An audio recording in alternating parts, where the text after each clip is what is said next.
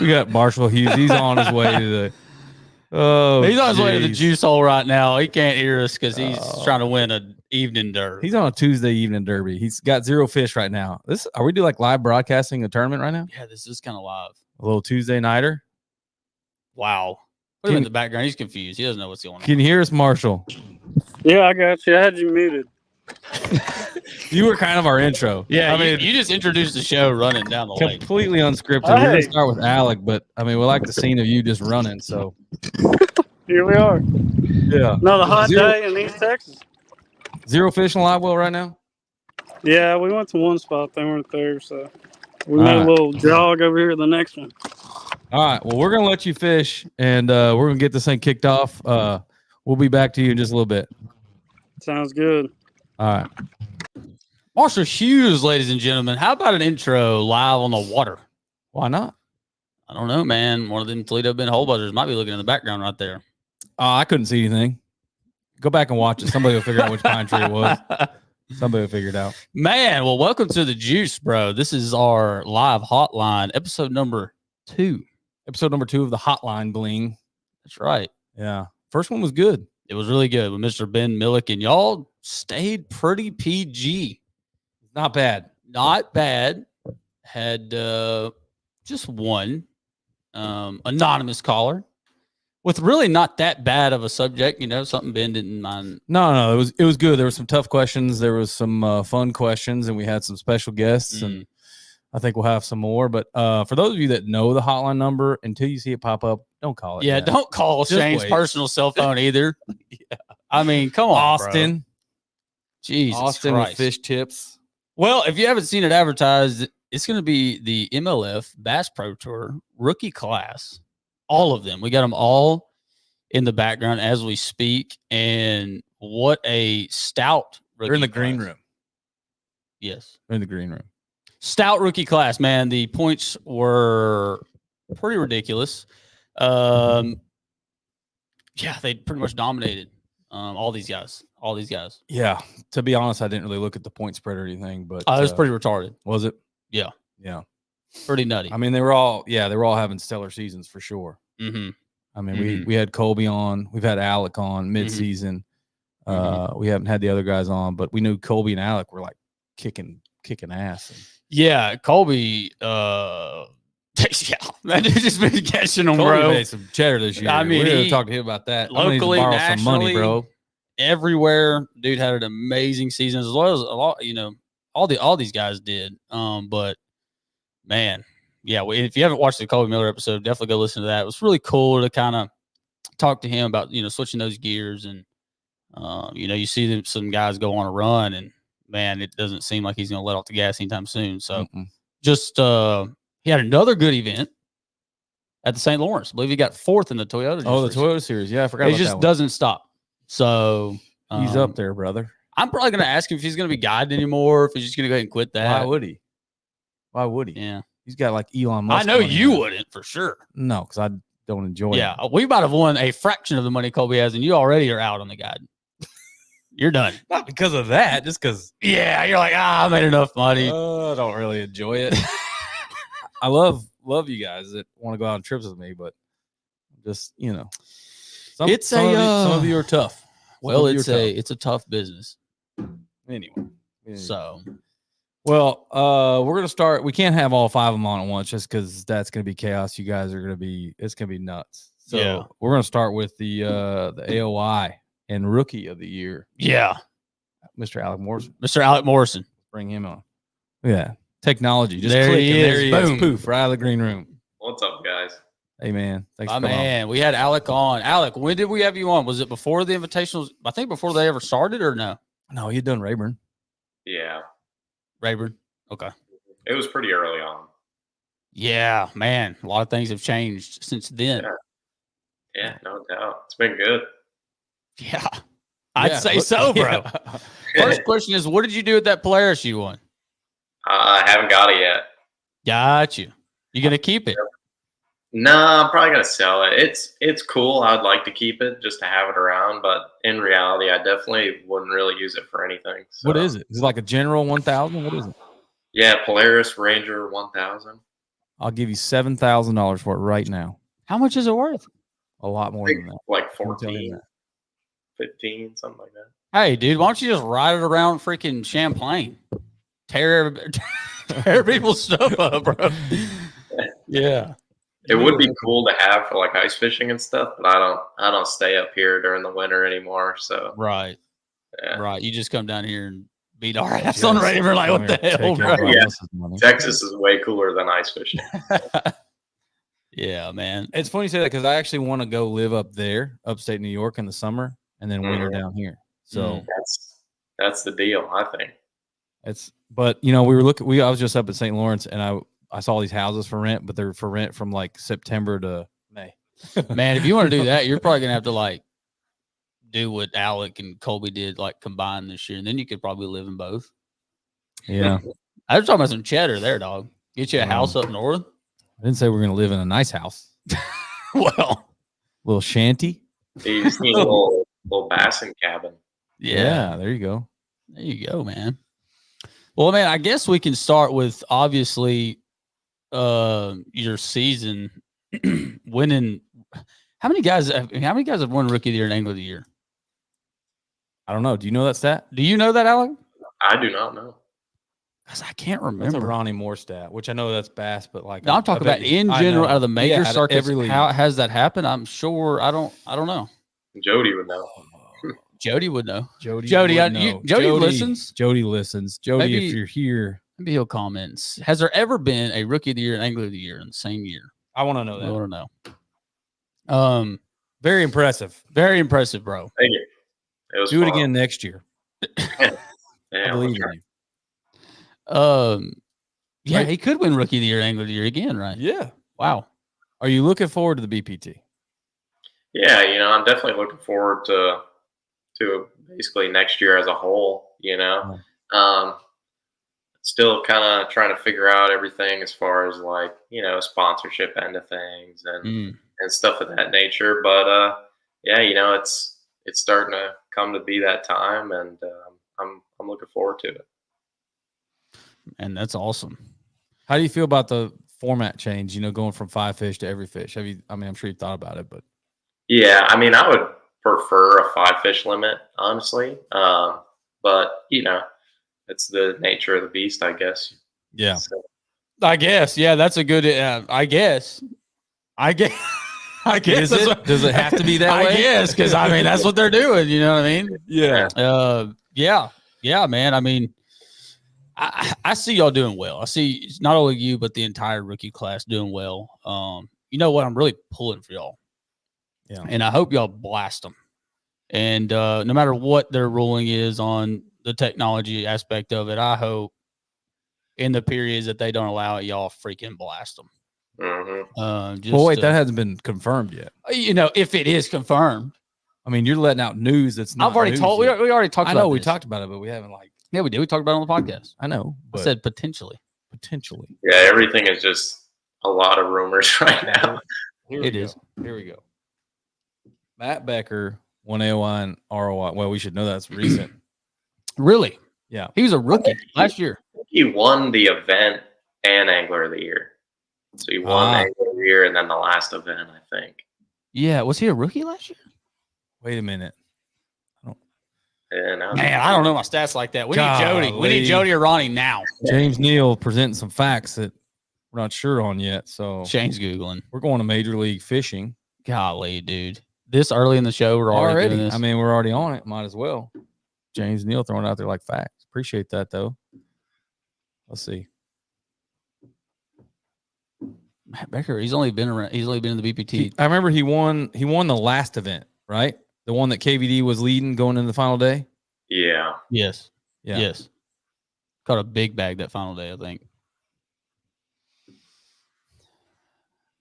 I get so distracted by these comments. I'm not gonna look this up right now. All right, yeah, I can't navigate this. We got website. Alec Morrison on, okay, not Matt Becker. Yeah, all right, Matt Becker. And Alec, why don't you? I guess should we talk about the season a little bit?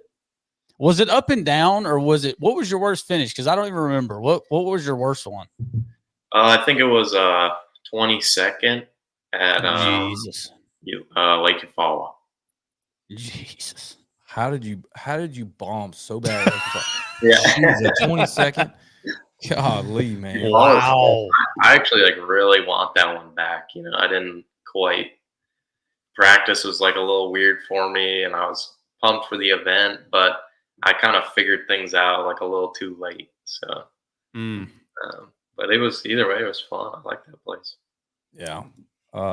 That's insane, bro. Andrew says Alec has the first event on Conroe might make him like Texas a little less. I can tell you right now, I vowed to never go back to Lake Conroe, and Brandon Belt decided to put the championship there. So it looks like I gotta go. That's back. because you opened your fat mouth. Yeah, you guys did good. You know, you did what you needed. Not a Conroe. No, we Conroe was bombed not Alec. the good one. No, We did a real bomb, not a 20-second. Yeah, I think we finished in the 80s. It was bad. No, we finished 99. No, Yes. we finished 99. Yes. Jesus Christ, it was bad. All right. Alec, how did you get into bass fishing? Oh, you know, it was a huge proponent to getting into bass fishing when I was a young kid was basically due to having, you know, Champlain. Living so close to it. And, you know, as a kid, I'd be fishing from the bank on Champlain, actually, when I first started. And I'd fish in Russia of the lake, which is north of Plattsburgh on the New York side. And I would see, you know, like MLF or FLW tour guys and old Elite Series guys coming in and out for practice. And they noticed I took a liking to it, and they would take some time to talk to me, and that was really cool. And then it wasn't long after that I started kind of watching, you know, the Elite Series and the FLW tour shows and stuff like that on TV, and that was kind of the first glimpse I got into it. Yeah. What was that? Your phone? It's a fire call. Fire call. Shane's a fireman, by the way. Volunteer. Anyway. Yeah, man, that's awesome. I remember that story when you told me. Yeah, I remember Champlain in your backyard. What a place to grow up. Yeah, that's Awesome. That's awesome. Was there an event that stood out to you this year that, you know, to you felt like you were in your best? I guess it would be your best event. You're in your best mindset, had the best thing going on. Which event would you say that was this year? You know, they all went pretty well, so it's kind of hard. But, I wake up in the morning and I piss excellence. That's what he said. yeah. I mean, they did. To be fair, they did go very well. Yeah. You know, like I would say probably Champlain. Really? It was kind of a weird practice for me. I kind of like ditched everything last minute that I was going to do to go check basically like one last area I had in my mind. And, you know, like the last couple hours of practice, I had essentially like basically realized that the area was in fact good, and it was a little early, and I ended up kind of changing my whole event based around those last couple of hours of practice. And it ended up working out well. You know, I finished third. I was just an ounce behind Nick Hatfield in second, and felt good to, you know, catch him on my home lake. And I kind of caught it. I was able to catch him in a place that I, you know, kind of wanted to catch him, but wasn't quite sure if it would be happening or not when we got there. And, you know, I didn't know really how the winter was looking. I spent a lot of time like looking at the lake and watching the weather up here all winter, but you know, not seeing it all year except for the first day of practice. You know, you're not quite sure what it's going to be like. So it was kind of an interesting one for me, and it was cool that dynamic at the end of practice kind of changed my whole plan itself for the tournament, and I just ran with it, and it was fun for sure. Yeah, man, it's always hard to perform on your home pond. Yeah. So especially it's probably a lot different for you not getting to spend as much time as you probably used to on it. So, or you used to, you know, get to be on the water all the time there, I'm sure. So yeah, that's actually that would be pretty special. Check in on Marshall. Marshall, do we have fish yet? Hello. Do you have anything in the box?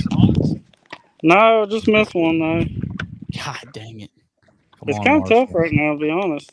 Well, we're just checking in on you. We're gonna have you in here soon, so you just stand by. I just want to see if you have one. I'm kind of low key watching you down in the corner here to see if he sets the hook. This is live. Yeah, keep it live, man. We like it. All right, I'll keep you live. I'll mute you. All right, man. Yeah, Marshall's fishing a Tuesday. I can see him down here. You guys can't see him, but I can't. Actually, can you guys see him down the bottom or no? Alec, can you see him? I can't. No. Okay. All right. So I can see everybody down here. So I'm gonna bring in another one. Let's bring in the guy whose dreams you crushed. Who? Jake. How did I you him? Oh, I'm about to say, what are you talking about, bro? Mr. Jake Lawrence. Jake. What's going on? All right. I mean, crushing dreams is a little harsh. You had a great season finishing second. Like if you were to sign up for a season and say I'm going to finish second AOI, where do I sign? Well, Jake, you were also a rookie, correct? Correct. Dang. Man, 2 rookies gunning for the top spot. Yes, sir. It was a lot of fun. The last few events, I think Alec and I both kind of knew, and there was obviously an option for, Colby and Jaden and several other guys, but we kind of knew. Like every time I'd look at him, he'd kind of smile back. Like we knew hitter in that last tournament there at Detroit River. So a lot of fun. And definitely super happy. If you're going to get beat, I want to be beat by the right guy. And Alec is that guy. So really cool. Good season.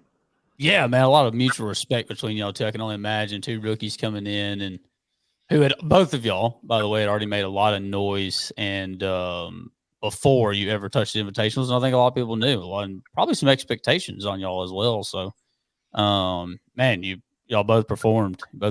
Actually, Jake, you just won a BFL Super on Kentucky Lake. I did this past weekend. Congratulations, man. Congratulations. What was your 2-day total in that one? 27 and some changes. It's a 3-fish tournament, 2 days. Oh, so 27. It's a 3-fish tournament. Brown or green? I had 2 green and 1 brown both days. I got you. There you go. Yep. How about that? Little mixed bag. Largemouth. Our smallmouth this time of year always get really, really thin and skinny. And with that 3-fish deal, you've got to have a big one. You know how that is. I'm terrible at a 3-fish tournament because I'm never good at catching that giant that you have to weigh in for, essentially. But we worked it out. It turned out to be a good weekend. Yeah, that's really cool, man. We actually had Cody Huff on here. He talked about Kentucky Lake and how much it's changed, Yeah. How he talked about how smallmouth were like, he's like, I don't know what the hell happened because we didn't even he's like, we'd accidentally catch one every now and then, like they were mainly targeting big largemouth when he was there in school. Yeah, no, I lied to y'all earlier before we came on live. I was telling them that I hadn't really watched many of the things other than St. Clair and then Rayburn, but I actually watched Kentucky because I was like, what? They're catching all brown ones? Yeah. What the heck's going on over there? And Jake, you were kind of were you on the forefront of this of the brown deal? Is that right, or am I speaking wrong?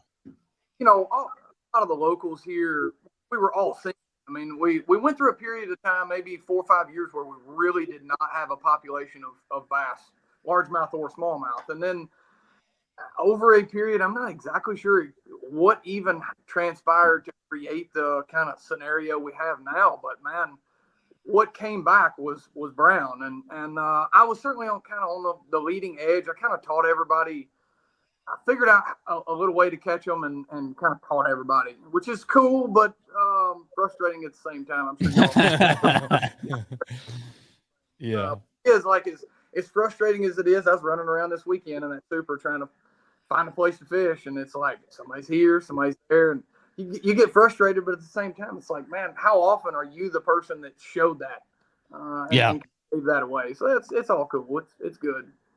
Yeah, that's really cool. Honestly, it makes me want to go fish Kentucky. I mean, other than that, like the last couple of years has been like nothing but Asian. I mean, all you heard about was fish dying and just bad. All you heard was bad. So it's so hard to get to separate yourself or to have an opportunity to do something like that the fish have never seen and the locals aren't doing. And it was really cool. I actually spent about a year where I didn't fish tournaments, and I pretty, of course, guiding, but I really wanted to learn it and just experience it. I knew this wasn't like you fish a couple tournaments, it's going to get out. There's no way it's not. But I actually got a year before all of this even really got out. I think I did. I take that back. I did win a Toyota that year, but I didn't fish a lot of tournaments. I just kind of handpicked a few good ones. And so it was fun while it lasted. It's changing. It's like anything else. You put pressure on them, they'll move and do something different. So now we're back on the hunt again, trying to figure out the new best.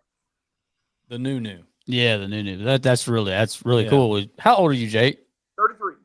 Yeah, so to be as young as you are, to kind of be on the forefront of something like that is really special. Honestly, that's really cool, man. Yep. I want to do something here because this is the live hotline. Mm-hmm. I mean, I'm going to turn it on. Oh shoot! I don't know what's going to happen yet. All right, well the number's up, guys. Maybe nothing will happen. Yeah, maybe nothing. But we'll keep talking. I want to talk. So we were talking before we came on live. So you're out of everybody here that qualified for the BPT. You're the only one that won an event, correct? Correct. On Eufaula, Alabama. Yeah. Did you expect that one? I mean, I could see where that one's kind of. I mean, it probably set up in your wheelhouse as far as the offshore stuff went, coming from like a ledge lake like that. So, did you expect that go like, when you looked at the schedule to begin the year?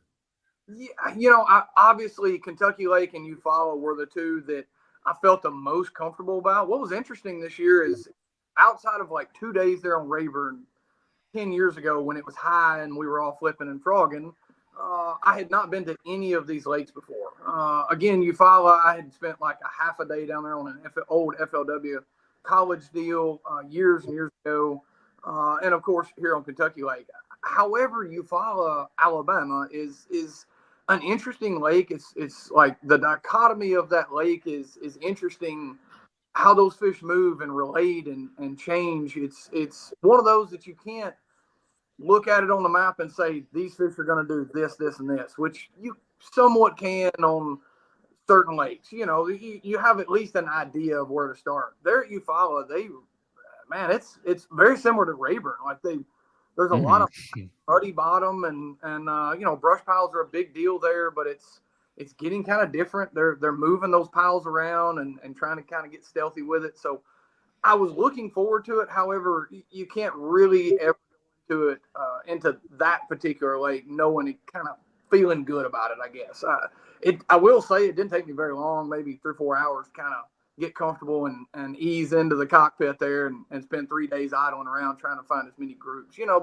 The technology, and again, I'm sure y'all see it there at Rayburn. What few days I was there, it was unbelievable how much pressure y'all had and like good pressure. I mean, people were all fishing, and you look on a map and it's like, yeah, there's a reason somebody that makes sense. You here and a lot of other places that I travel to, I don't know that the caliber of anglers are like overall is as good as what's there in East Texas, and it shows. Like you don't have to have very many boats on the lake for it to seem and feel crowded, but Eufaula, the brush deal really wasn't playing much there. Like it was hit or miss. You got a bite, it was a big one, but you might literally fish 50 of them before you got the next one, and there was no rhyme or reason. So the technology now, though, I had like 35 schools going in that tournament and still had to cash a check.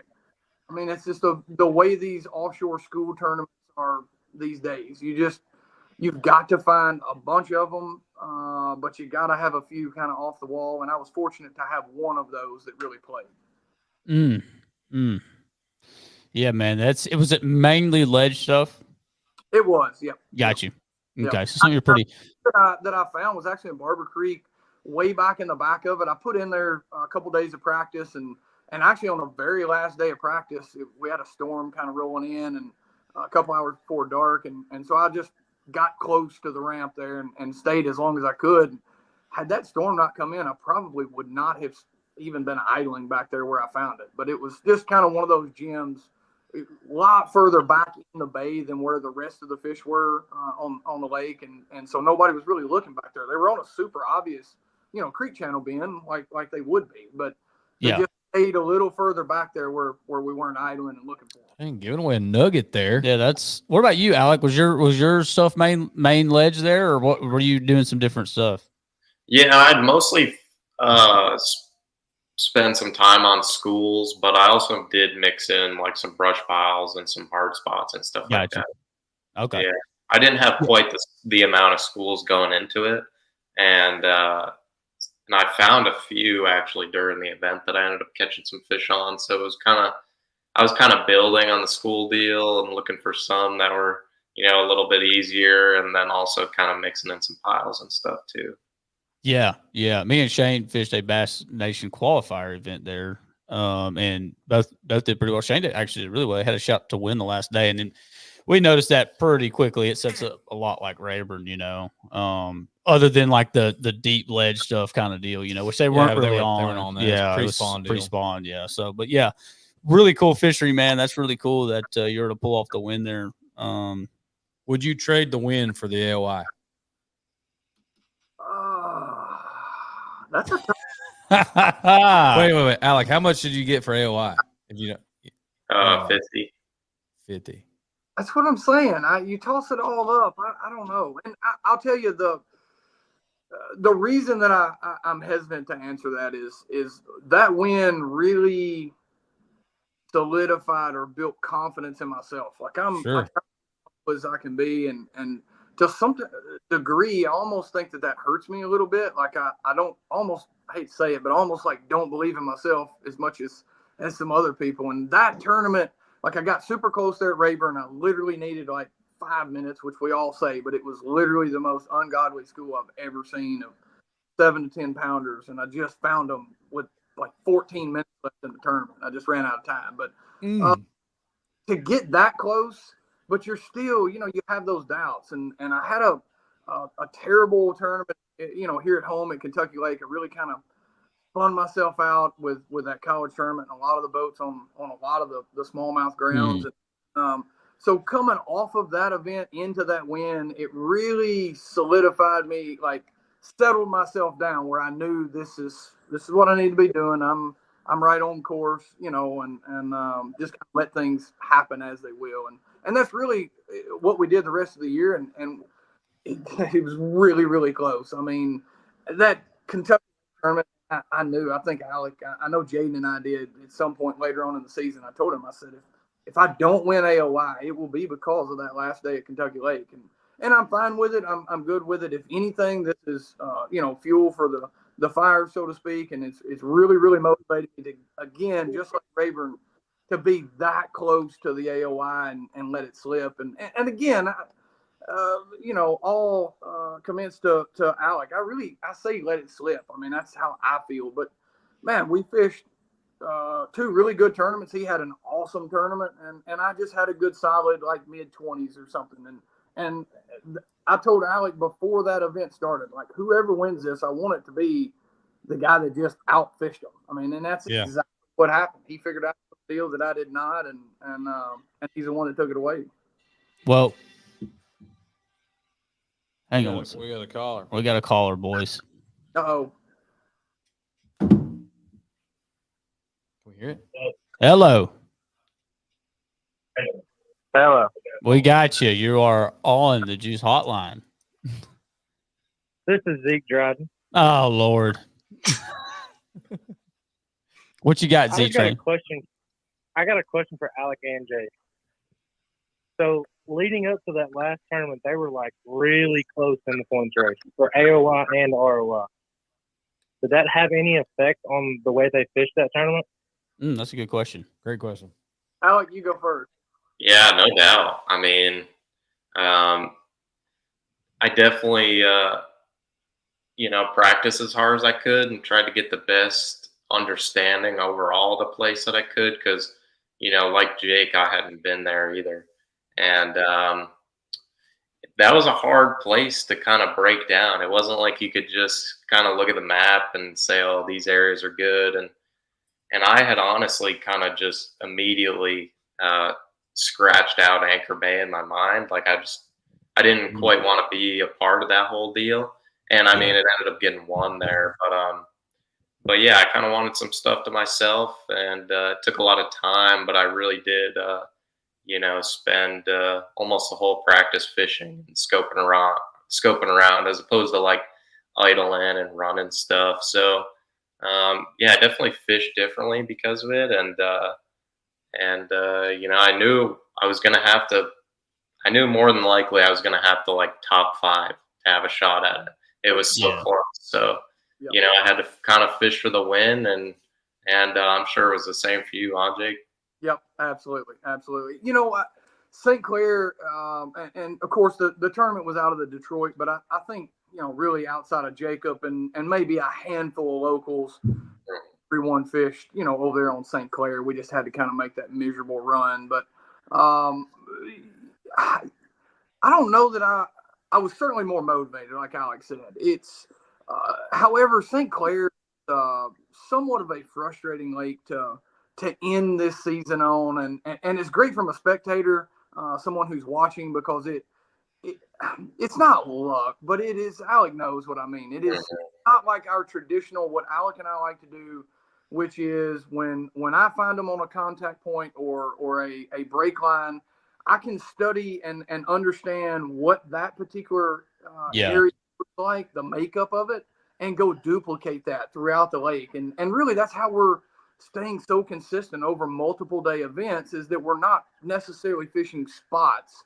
We're running a generalized pattern, or it may be super detailed. But there at St. Clair, you can do the exact right thing with the exact right baits every second of the entire practice and the tournament, and finish 100th or win, like all the same. It's really frustrating.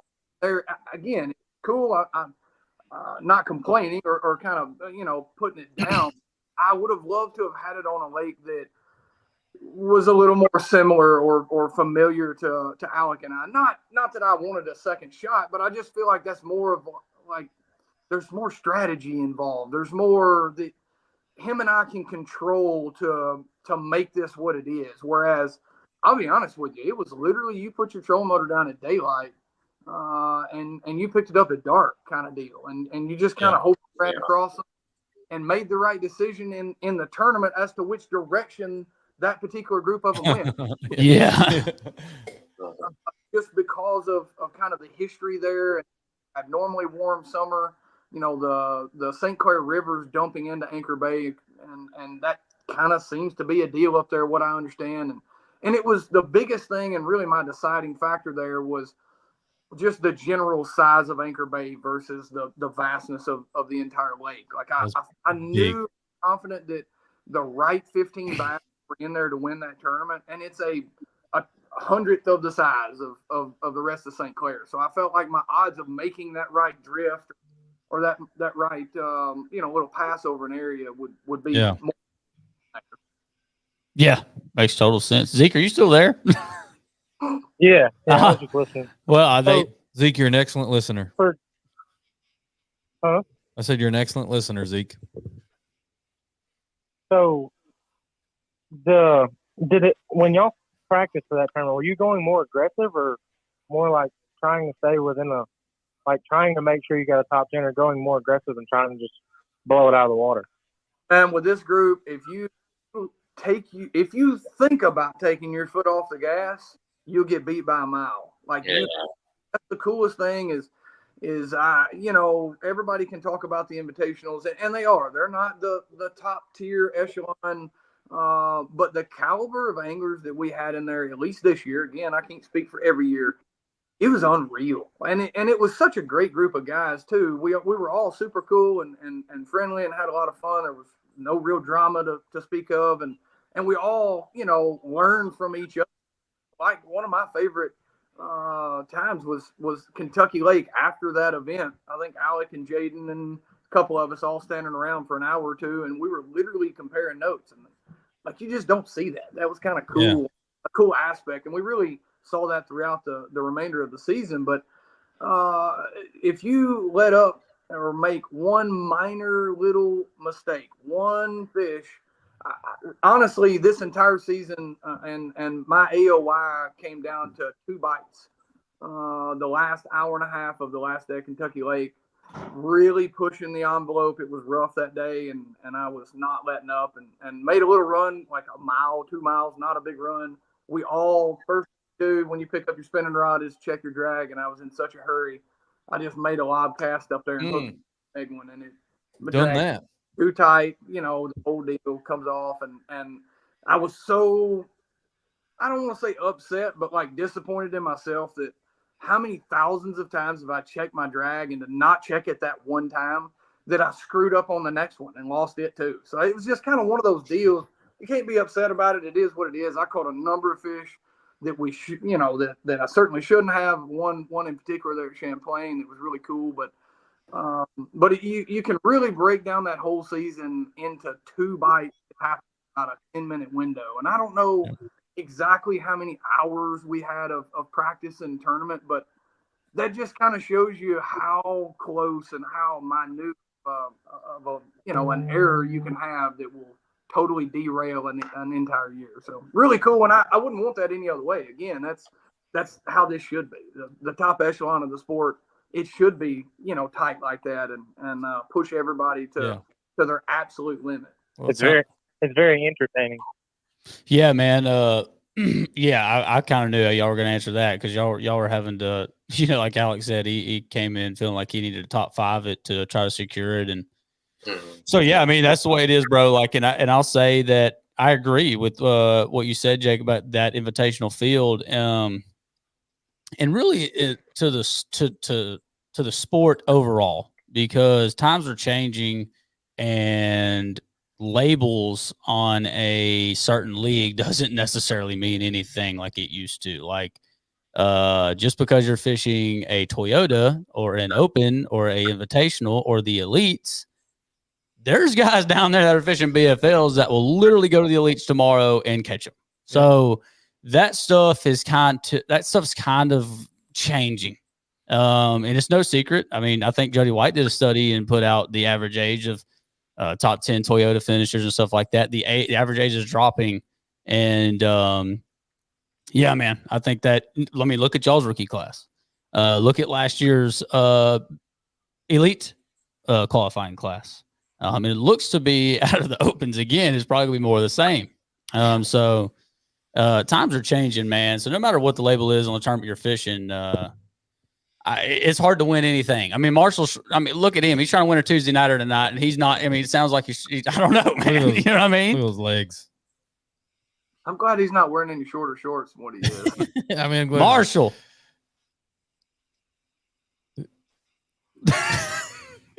Can you hear me? Marshall, have you caught one?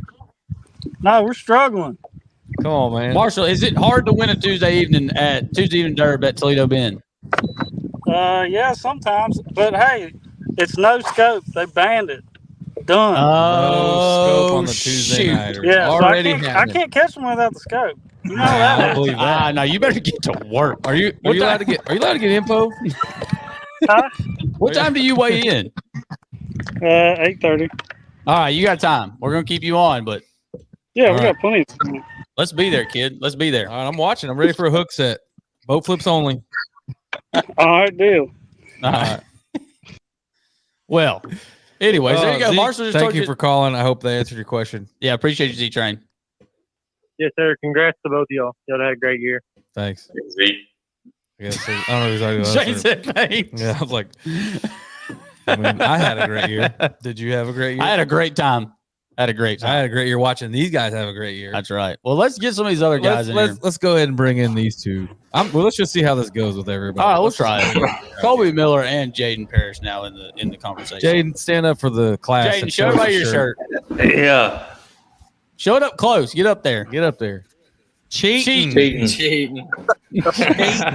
There we go, guys. You haven't put up a comment in a while, brother. They've been commenting. You ain't putting none of them up. Well, I mean, I got, is Wyatt asleep? I got that comment earlier. Did you want me to put that one up? What does that mean? Have I not been talking? I guess you look like you were asleep. Man, I am tired. I am tired. Papa Frank looked like he hit the community shower a minute ago. You know why I'm tired? I'm mentally tired. Mentally tired. From?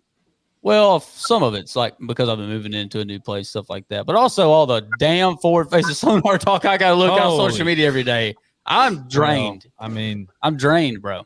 Now that we got Marshall, you guys heard Marshall say that the Tuesday nighter they have banned FFS. Jesus, it's happening. Golly, Colby, talk to me about the state of the industry right now, and why is this coming back around? I thought we were over this 4 years ago. Yeah, man. I mean, it's just pitiful.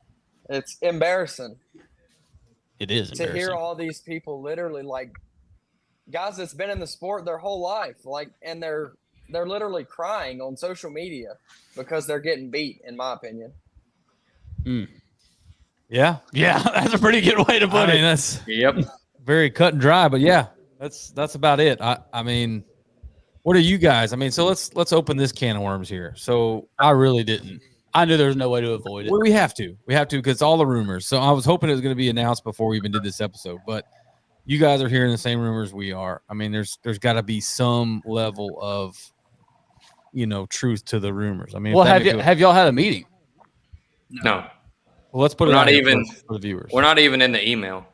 BFLs and Toyotas. The rumor is no more scope. I don't believe it, but whatever. I'm having a really hard time coping with that. But go on. No word on invitationals, and then my understanding is the rumor is BPT is 1 period with, 2 periods without. Is that the rumor that you guys are Just hearing? a rumor, not any facts. Yeah, the rumor. Mm-hmm. Just a rumor. I also heard as a rumor that no scope in invitationals as well, but that may be. Yeah, that one makes a lot of sense. That one really, if that happens, that makes a lot of sense for the co-angler situation. Correct. That's so it's all a rumor until it's put on paper, in my opinion. Yeah. I'm having the more and more I think about it at the Toyota and BFL, especially the invitational level, I had a really hard time like wrapping my mind around that for some reason. Like, I just don't believe it. So the other rumor is the NPFL is going full ban. I believe that. But why do you believe that? I believe that one because that's an organization that's newer and trying to make waves. Okay. They're trying to catch the names. They're trying to catch the Maybe. Clarks and the. Maybe.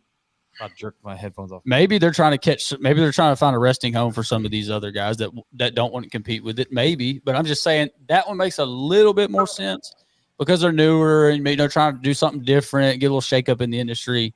That makes a little bit more sense. But now the NPFL doesn't have all these grassroots. We're talking about this is a big change for MLF. They've got arguably the best grassroots system out of any league.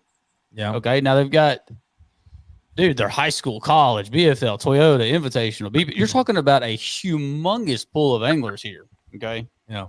So that's why I'm having a hard time coping with that. They would actually do that. We'll see. But what do you guys think? Well, up for speculation right now. I think that they to cope with the co-angler deal, I think that maybe if they like banned it for the BFLs, and that could be a easier platform for all the co-anglers to go for, and maybe not have co-anglers or not fill the field of co-anglers in the Toyotas, but still let us fish individually to have more money from entry fees. Because if you don't have a co-angler, you can't fish by yourself. But in the opens, you can fish by yourself without a co-angler. So I feel like maybe if they did that, they could make up some of that lost money. See, that seems a little bit more reasonable. I kind of like where your head's at there, because at the BFL level, at least that's more like a trial run. And to be fair, that's kind of a lower entry fee. Yeah. Mm-hmm. And then you can kind of see where you're at with There's things. some guys that are just trying to figure out if they even like bass fishing. Yes. The Toyota level, I feel like as a co-angler, yes, you're paying to compete, no doubt. But at that level, a little bit higher entry fee, don't you think it's like from a learning aspect a little bit more on that end? Like, and when you're a co-angler at Toyota and open level, like, don't you think even if the guy's in front of you is live scoping, like, you can ask him questions and you know what I'm saying? A little bit higher level angler there that you can learn in theory. And they don't now, but the Toyotas, I mean, the boaters are used to be trying to compete to qualify for the invitationals. Yeah. And then in the BFLs, there's nobody trying to qualify for anything. So why not ban it in the BFLs and do it for a trial run and see how the numbers look? But that's a good point. That's a little bit more reasonable. Smart answer, Jaden. Yeah, Jaden, are you the youngest of the group? Yeah, I am. I'm 20. You're 20 years old. When do you turn 21? Like 5 days. 5 days. Happy birthday, man. Oh, yeah. Thank you, man. Happy I like birthday. this comment. Oh God, no caller ID. Should we take a no caller ID? Are y'all ready for this one? Yeah, let's take it. Let's take it. We'll get fired up. Oh God. Okay, here we go. On the hotline. Hello. Are we there? Hello, you there? Hello. Oh, my bad. We got you now. We got you now. We can hear you. Why it makes me do everything? I can hear you now. I got him. Who do we have the pleasure of speaking with? No caller ID. Well, for sake of some other people, I'm going to stay anonymous. Oh, we got another anonymous call. I like this. All right, that's fair. That's fair. You're allowed. Well, just because I would rather not have some backlash on some other folks. Gotcha. All right. Sorry, you guys are in the background. I can hear y'all. You're kind of lagging. Oh, okay. It's all good. Oh, yeah. Just mute us on the screen. Couple questions. And I really like y'all's show. I like listening to it. Just I don't want to hurt any feelings here. But No, you won't. what's the deal with hole buzzards on local lakes around Texas, like Rayburn, Toledo, even Conroe, son? I mean, what are y'all's inputs on that? Like, what is the definition of a hole buzzard? Okay, I got you. You're saying what's the deal with it, as in like kind of just go into what it is. I got you. Yeah. Why don't you take this one, then we'll pass it off to one of our fine panelists. Here. Yeah, Shane's like, why don't you take this one? Yeah. Man, I'll be honest. I think what it really comes down to is just like seeing someone catch them and then going and freaking watching somebody catch them and then you going and doing right. Now, maybe let's say you put your own time in and you found a spot, but you didn't get there, right? Maybe somebody else beat you there. And you ran over there. Right. You ran over there. You try to get there. They're there, whatever. Okay. And then you come back later that day when they're not there. And then maybe they try to come back and you're there. And they might be like, oh, he's a hole buzzer. But maybe that, you know what I'm saying? That's not the case. Right. So, because I think that happens sometimes. Right. So I think hole buzzer gets thrown around kind of loosely. But I think go ahead. I think it's like a broad statement, meaning like, say like you got some stuff found that's working for you. Mm-hmm. But I might have had a waypoint on that spot for, I don't know, say 5 years. Yeah. So I put in some time and years over there, and I've had it marked for 5 years, kind of laid off of it, whatever. Kept it a pretty big secret. Didn't really air it out. And then all of a sudden you find it because you put in the time and you idled. Yeah. And say you weigh in a 30-pound bag off of it, and then, which I didn't know you caught them there, but you get a 30-pound bag off of it. The next big tournament, you see me sitting on it. Are you necessarily going to call me a hole buzzard, or what's it? You know, that's where I'm coming from. Got you. Is this like a real life scenario, or is this like a made up scenario? No. This is. I feel. No, it's an honest scenario because like. No, I'm talking about specifically. Is this a specific scenario? Like, as in, this is specific. No. Me personally and you personally. No. Okay, I got you.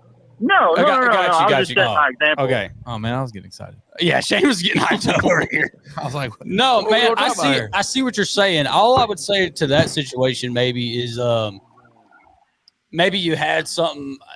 I see what you're saying. I think you're in the right to go back and hit whatever you found 4 or 5 years ago, whatever it may be. But if like you wrote it off 4 or 5 years ago, and all of a sudden somebody starts blasting them there, at least maybe a conversation or man-to-man conversation. Now, you know what I mean? I mean, obviously, if I pulled up and you caught 30 pounds yesterday, I ain't gonna pull up. Right. Obviously, I might have caught 15, and that if you're like, hey man, I caught him here yesterday, I'm gonna be like, well, fuck. But, yeah. Or sorry for cussing on the cast. But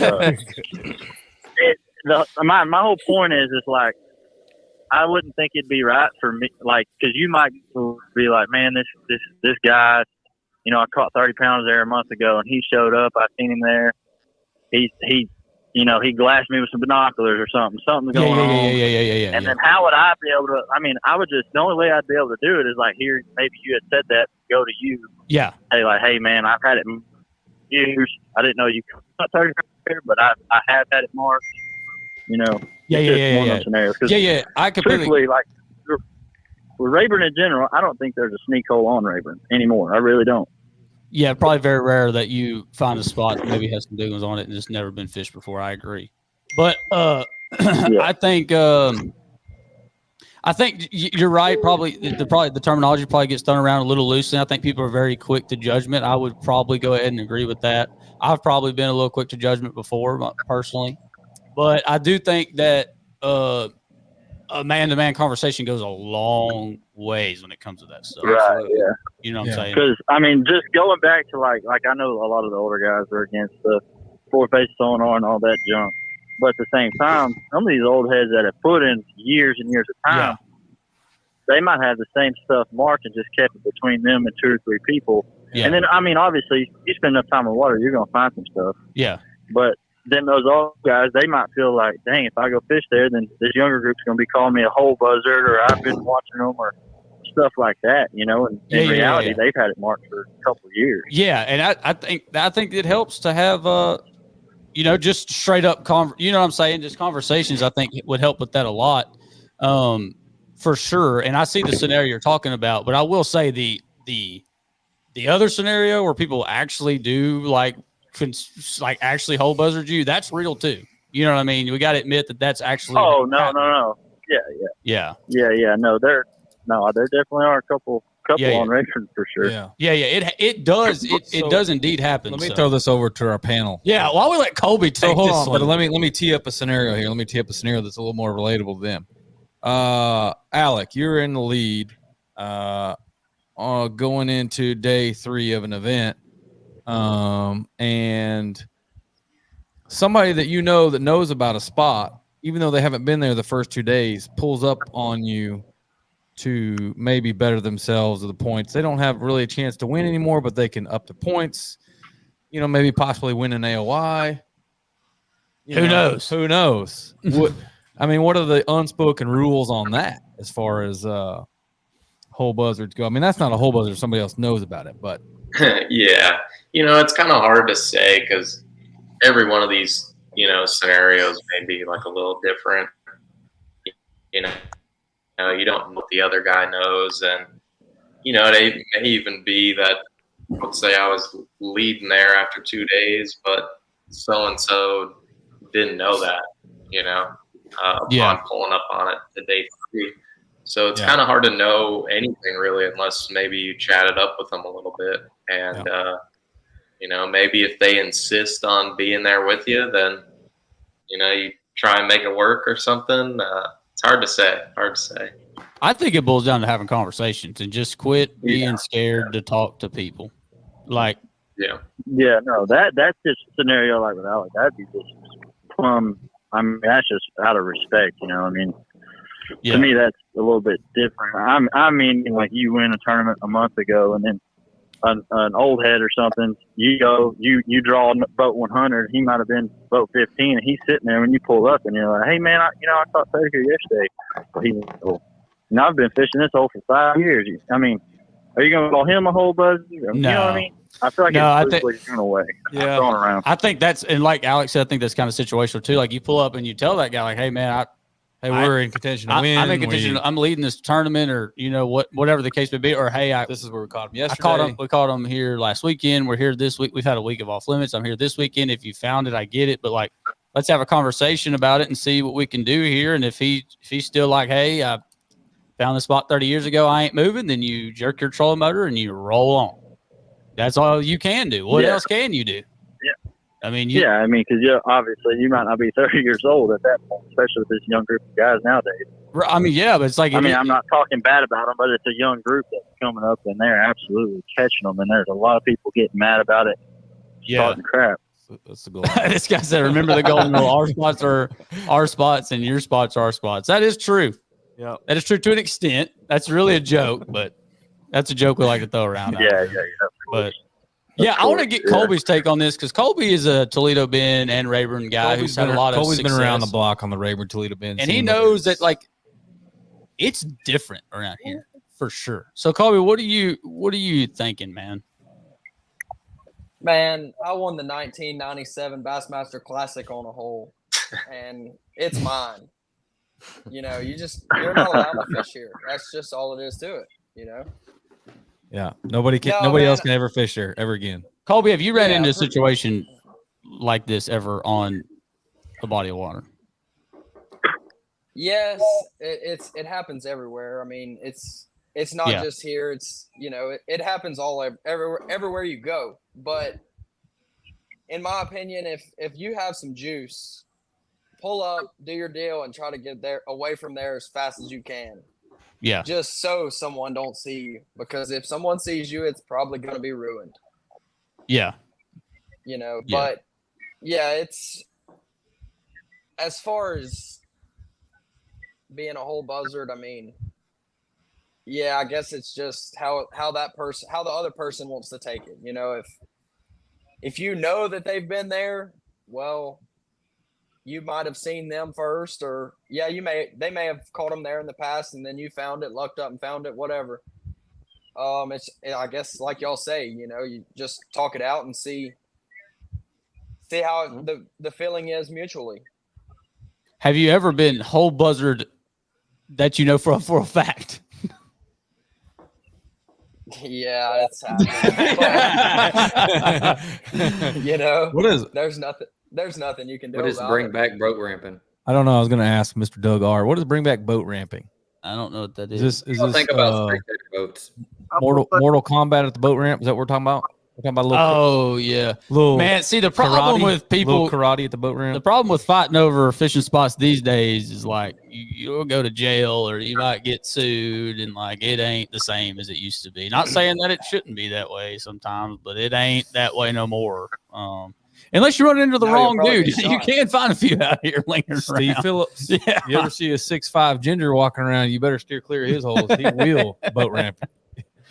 He will get you. What do y'all? Yeah, man. But I appreciate your call. Do you have something for these guys that are on here as well? Yeah, man. I just want to say to Mr. Colby, I was at Rayburn whenever you won the Toyota this past year on Rayburn. That was really cool, man. It's really, really cool to watch you. And who's the other fella from Toledo that he was in the top 10, I think. Cole Moore. Anyways, it was Marshall. Yeah. It was Cole. It was pretty cool to watch them and just how they thank the crowd, the people from Toledo that was there to watch them. Yeah, it was a really neat experience. Wyatt really enjoyed that. I mean, I didn't. I got second, but I got dominated. Wyatt Wyatt was sitting on the hot seat and I got dominated. He knew it was over. Yeah. Yes, I knew it was over. No, that was really cool. It was really cool for Colby. Yeah, and just watch him get his fish, all that. He was nervous down there, saying about his boat. You could tell. And to Jaden, congrats, man. You've done great. And to Alec, keep doing what you're doing. You're literally a wizard at catching fish. So, yeah, man. And I guess to Wyatt and Shane, y'all have had a hell of a year too. We appreciate you, man. Thanks, man. Thank you very much for the call. Yes, sir. Thank y'all. Y'all keep doing y'all show. I enjoy watching it. Appreciate you. Thank you. What do y'all think about spectator boats? So I narrowed down that he's from Louisiana, and that's all I got. It's a valid question. What do you think, Jaden? I was just gonna ask y'all what y'all thought about spectator boats. I think there's less of them now, right? Now that we got live. I mean, it's not like, you've seen some of those scenes in Bassmaster and there's like 40, 50 boats following these guys, which is absolute nonsense. If you're talking that kind of level of spectator boats, let's just let the boys have the lake for a week. I mean, what about Jake? Live. I'll tell you what. Jake. Oh, we got a story here. You were teeing something up. Let's hear Jake, it. you got spectator boats. Yes, this weekend at the BFL Super Tournament. What? BFL boys coming for you. No way. Like 3 or 4 or 5 boats following, which was kind of unique in a tournament of that caliber. So it's you're making waves and doing the right things when whole buzzards. He said whole buzzards. It'd be different if it was like your mom, dad, and your uncle. And in fairness, a couple of them were some buddies that were out fishing. And man, it's terrible out here right now. The waves weren't. That is what the fishing really is, and so they all came by noon. They all started trickling in and finding me, and so it was interesting. I thought that was funny. I'm used to a few spectator boats, but not in the FL Super. Man, I really felt like that call was coming at me personally for a second. For a second, I thought like you called somebody a whole buzzard, which we do often. No, we do not do that. Yes, we do amongst you and I. No, jokingly. Like there's only a few that you can really deem. There's only one. All right, we're not getting into this on live. We're just gonna let it ride. You know who you are. Let me answer the whole buzzard question. If you know you found a spot legitimately, you know if you did or you didn't. Yeah. If you didn't, Get out of here. Hey guys, Sell your boat. We're coming out with a shirt that says our spots are our spots and your spots are our spots. Do y'all think that shirt would sell? Oh, yeah. Absolutely. I'll buy one. Clearly, yeah. you bought the cheating shirt. Oh, that is awesome. All bro. right, so I saw this question earlier, and since we have the invitational, it's going to be a little biased on this answer. But we got, whoops, wrong question. Whoa, what the hell was that, bro? Sorry, didn't mean to do that. Top 5 invitational guys versus top 5 open guys. Let's take you guys versus the current open guys because I guess they haven't finished their season. Man, they're all excellent. That's just crazy Just curious, comparison. So you're taking Easton Fothergill, Cody Meyer, I don't know. Jack York's right there in 6. He's in 6. He's not in the top Dakota 5. was in the top 5. He dropped Tucker to 8. Smith. Tucker Smith. Andrew Loberg. Andrew Loberg's in the top 5? He's moved up to 5th. Wow, good for him, bro. Let me look at this. Fothergill, Cody Meyer, Evan Kung, Tucker Smith, Andrew Loberg. Jack York, Emil Wagner, Dakota Ebert, and Paul Marks. I'm going to tell you right now. The bottom 5. Yeah, the bottom 5 is nasty. I'm not taking anything away from those top 5 guys right now, but, man, between The whole top 10 stacked. Yeah, I don't even know how you begin to compare that because I think y'all are all generational talents. Obviously, Cody Meyer would be the oldest of y'all's group. And me and Shane called before the season started that Cody Meyer was going to we saw his name. We're like, Cody's in. Yeah, I don't even know how you begin to compare that because y'all are all your own animals. I mean, really. I mean, you're talking about some of the best up-and-comers in the sport when you start to list those names. That's really hard. I don't even know how I'd do that. Honestly, Godfather, Easton Fothergill. I saw that. Yeah, kid's pretty freaking special. I'll give dude, you guys are all like Wyatt said. You guys are all super talented. Generational talent. That's a boring answer, but when we look up 5, it's the reality. 5 years from now, they will be some of the biggest names in our sport. I wholeheartedly believe it.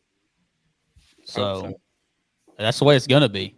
Oh, that was Mike. That comment I put up earlier was Mike Ice Crick calling us out for not saying Chris and Corey Johnson's name. Like, I guess we're scared.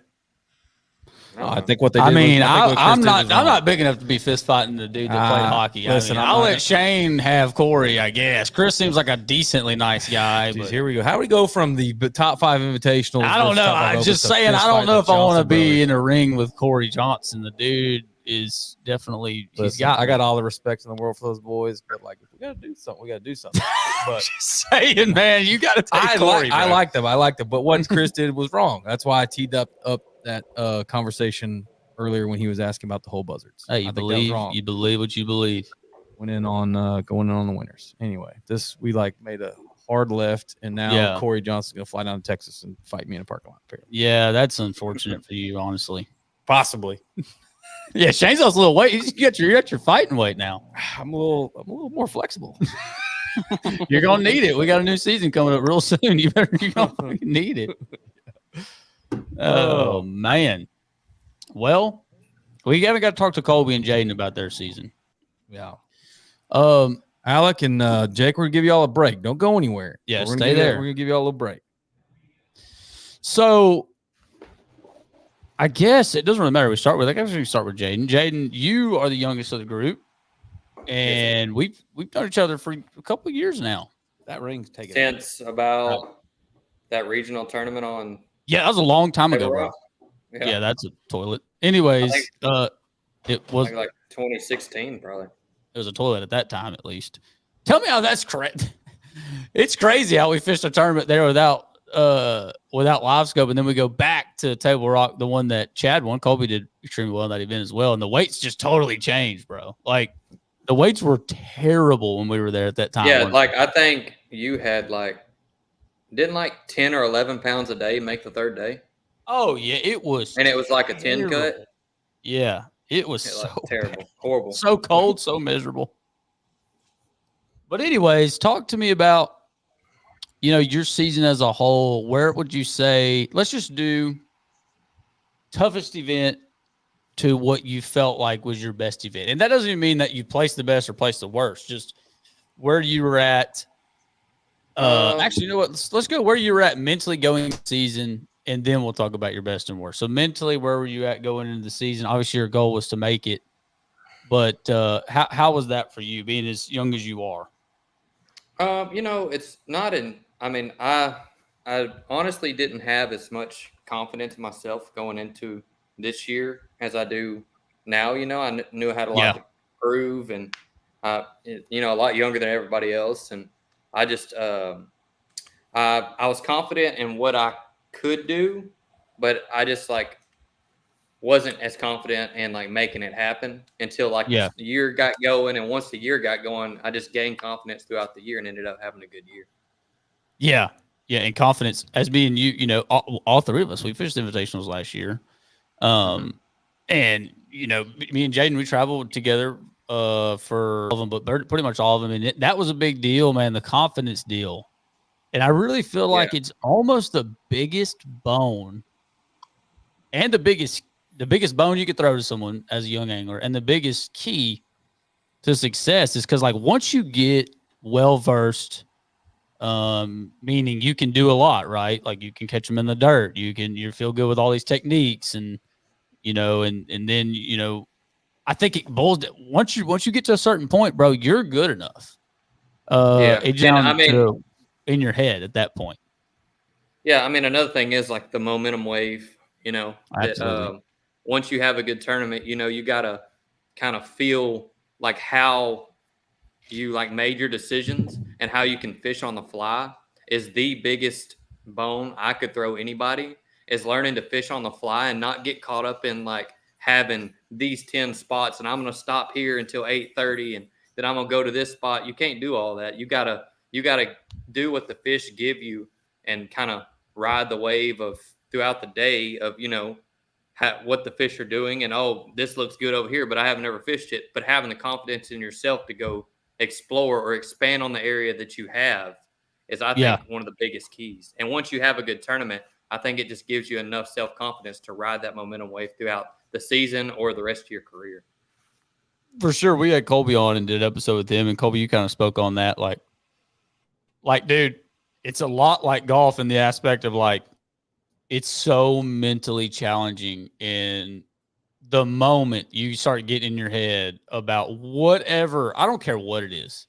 If it isn't about catching if it ain't about catching a bass on the lake you're on and the tournament you're in, it's not good.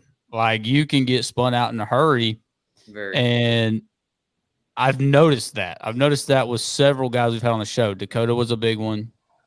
And you see these guys start to take their strides, and it is all about confidence, right? And I think you're better off, literally, just speaking from experience, you're better off not giving a damn how you do in the tournament rather than caring way too much. Obviously, you'd rather be confident, saying, I'm going to do good no matter what, no matter where you put me, have confidence in yourself, have a little swagger in your step, no matter where you put your boat in the water. But I'm just saying you're better off literally hey, man, I don't care how I do in this event, than stress too much about how well you're going to do in the event. And so I think that one of the keys when I talk to guys like y'all who've qualified for, the biggest level, or we had Dakota on, and like I said, we had Colby, you see this confidence built in y'all guys that it's everything. It's everything. Because bad tournaments are going to happen. No matter how good you are, they're going to come. But it's just how you take them.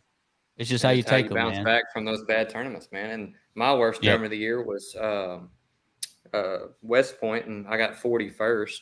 And with these other four guys that's on the phone, 41st ain't no good, And but it looked like you had a lot of fun in that event, fishing the way you kind of grew up. I grew up, on Livingston. I'm from right here, 20 minutes from Livingston, and I grew up flipping laydowns and docks and cranking a square bill. That's what I love to do. And when I got to West Point, Alex man, I'm catching them, scoping piles with a Neko rig. And so I was like, well, I'll try it a little bit. And I started trying it a little bit, and then seen a lay down on the bank, went up there and flipped the tube in it, caught a 4-pounder. And I'm like, well, here we go, Yeah. But I had the bites to have, on the second day of that tournament, I had the bites to, have a top 10, top 15 finish, and I just didn't get them in the boat. But there's nothing you can do about that. You just got to move on. Yeah, but some of them, some events, like I think like Dakota's talks about that. Remember we had Dakota on the show and he talked about, hey, like winning is situation times. Yeah. Like winning's like, hey, I'm going into this tournament and I'm not on a dang thing. If I can catch 5 a day, I'll be happy. And then you roll out of there with a 40th place finish and a check, and you're like, damn, that was pretty good for that one. Yeah. And I think that's something that can be taken away from that as well. Like they're not all just going to line up for you to win.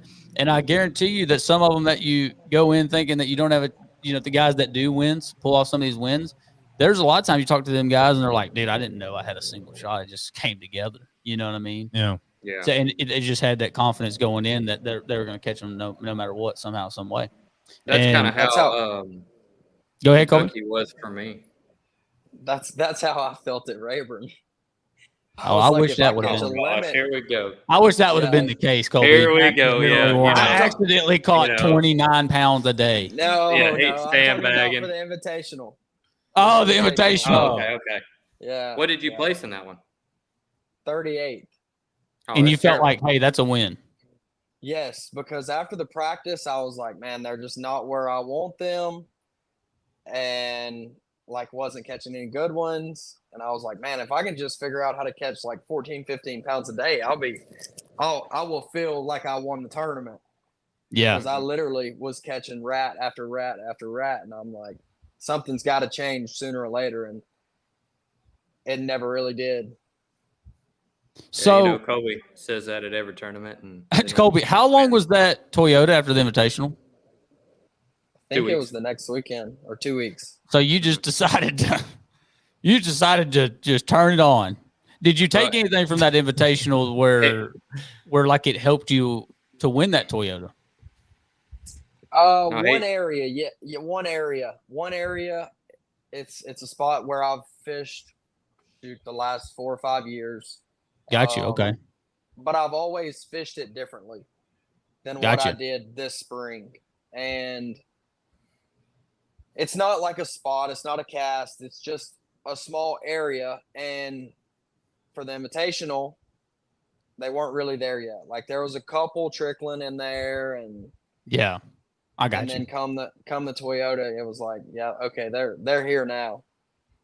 So had it been a week difference, I mean, we're talking about a win on the invitational.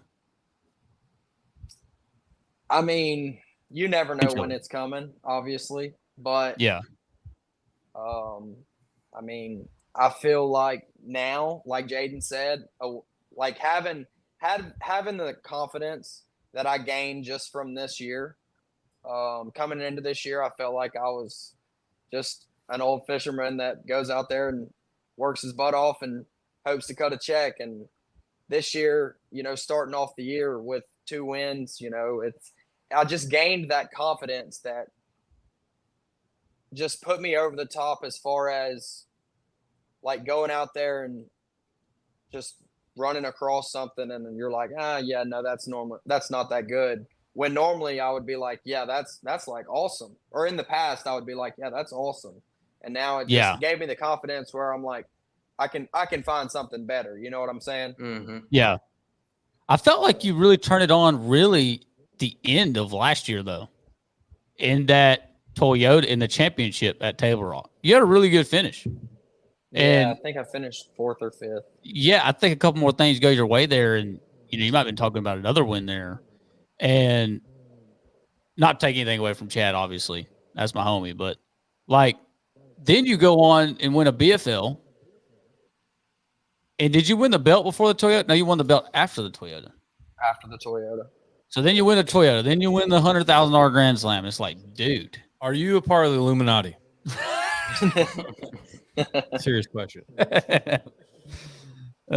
good. That's not good. quite. Well, he just wanted to give Wyatt the 2nd year in a row to get 2nd. That was a lot different, bro. A lot different. Yeah, and Jaden, you handed us a 2nd this year too, so I really don't want to hear it from you. All we and Shane did all year was just dude, we got silver. This year. Silver. How many seconds did we get? I don't even want to know. I'll be disgusted. Thankfully, the freaking belts pay good for 2nd, but Jesus Christ. Jaden, where did you get that shirt? I found it on an Instagram ad. I would like to purchase one. Can you send me the link so I can put it in the description of this later? Yeah. Hey, we gotta check in on Marshall, bro. Has he caught a bass in the dirt? Marshall. Hey, What's up?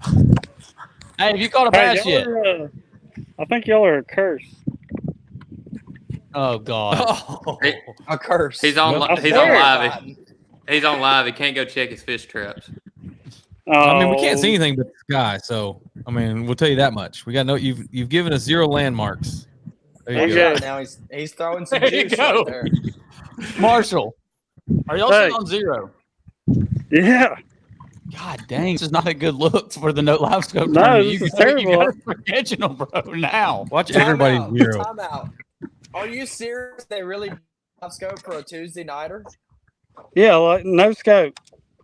oh God, what are you gonna do when a Well, it's freaking a bunch of old guys, you know, so they're all yeah? What are you gonna do when this old guy walks up with 3 fish for 21 that he caught freaking throwing Not a happening. weightless fucking trick worm? What are you gonna do then? Not happening. I'm gonna shake his hand, I guess. I don't know. They banned live scope because all the old guys put the tournament on, but yet every one of those old guys has a live scope on the front of their boat. Yeah. I know. Yeah, it don't make any sense. It's a fiasco. So I'm gonna go with 8 pounds wins tonight's Tuesday night. Quit fishing offshore. Go up there and fish the grass or something. I think we're about. I don't know if He's out. He's like, hey, he's like, oh, I we just gotta go broke to the the rule. grass. We just broke a rule. Tuesday nighters got no info rules. Can't get info from the Juice Podcast oh God. while in a derby. What comments you got, brother? Man, it's gone a little quiet here. East Texas is showing out PT in opens, and it's good. And it's Yes, good. actually, yeah, that's a good point. Some representation here from our area. We got Colby. Where are you actually from? From right outside of Alexandria, kind of central Louisiana. Okay. But I moved to Toledo Bend 2018. Got you. So Are however you many still years guiding, or ago have you that made too was. much money for that? No, so actually right now is the slow time. I actually had a call today for a guide trip Saturday, but I just don't know if I'm gonna take it. It's kind of warm, you know. Feel free to send any overflow this way. Yeah, right. Shane ain't gonna take it. I'll probably cancel on the dude, to be honest with you. That's not true. Yeah, but I could be still mad. He's like, how you trying to get? No, dude, really and truly, like I enjoy guiding. Like I know it's work and it sucks and you got to put up with people, but like I guess I've built up a good enough clientele that like I enjoy it. Like I go out there and I've taken the clients already for the most part, you know, a time or two, sometimes 3 or 4 years in a row.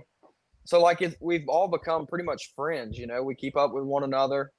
And so I really enjoy guiding, you know, I don't get to do it as much as I used to, but I think I would have no issues with it. Wouldn't matter how much money I've won or tournaments I've won. Like I just enjoy it. But you crappie guy, right? I do a little bit of bass, but mostly crappie. Yeah, bass guiding can get tough sometimes, but it is enjoyable. I'm the same. I feel the same way as you. Me and Shane have some clients that we'll take them out whenever. That's a blast. I feel like doing electronics classes is easier. Yeah, for sure. It is, but you don't make the same money. Yeah. No, yeah, and it's a lot more. I mean, there's not much pressure on you in that scenario either. True. Mm-hmm. True. Just teach them what to look at instead of putting them on a bunch of or whatever.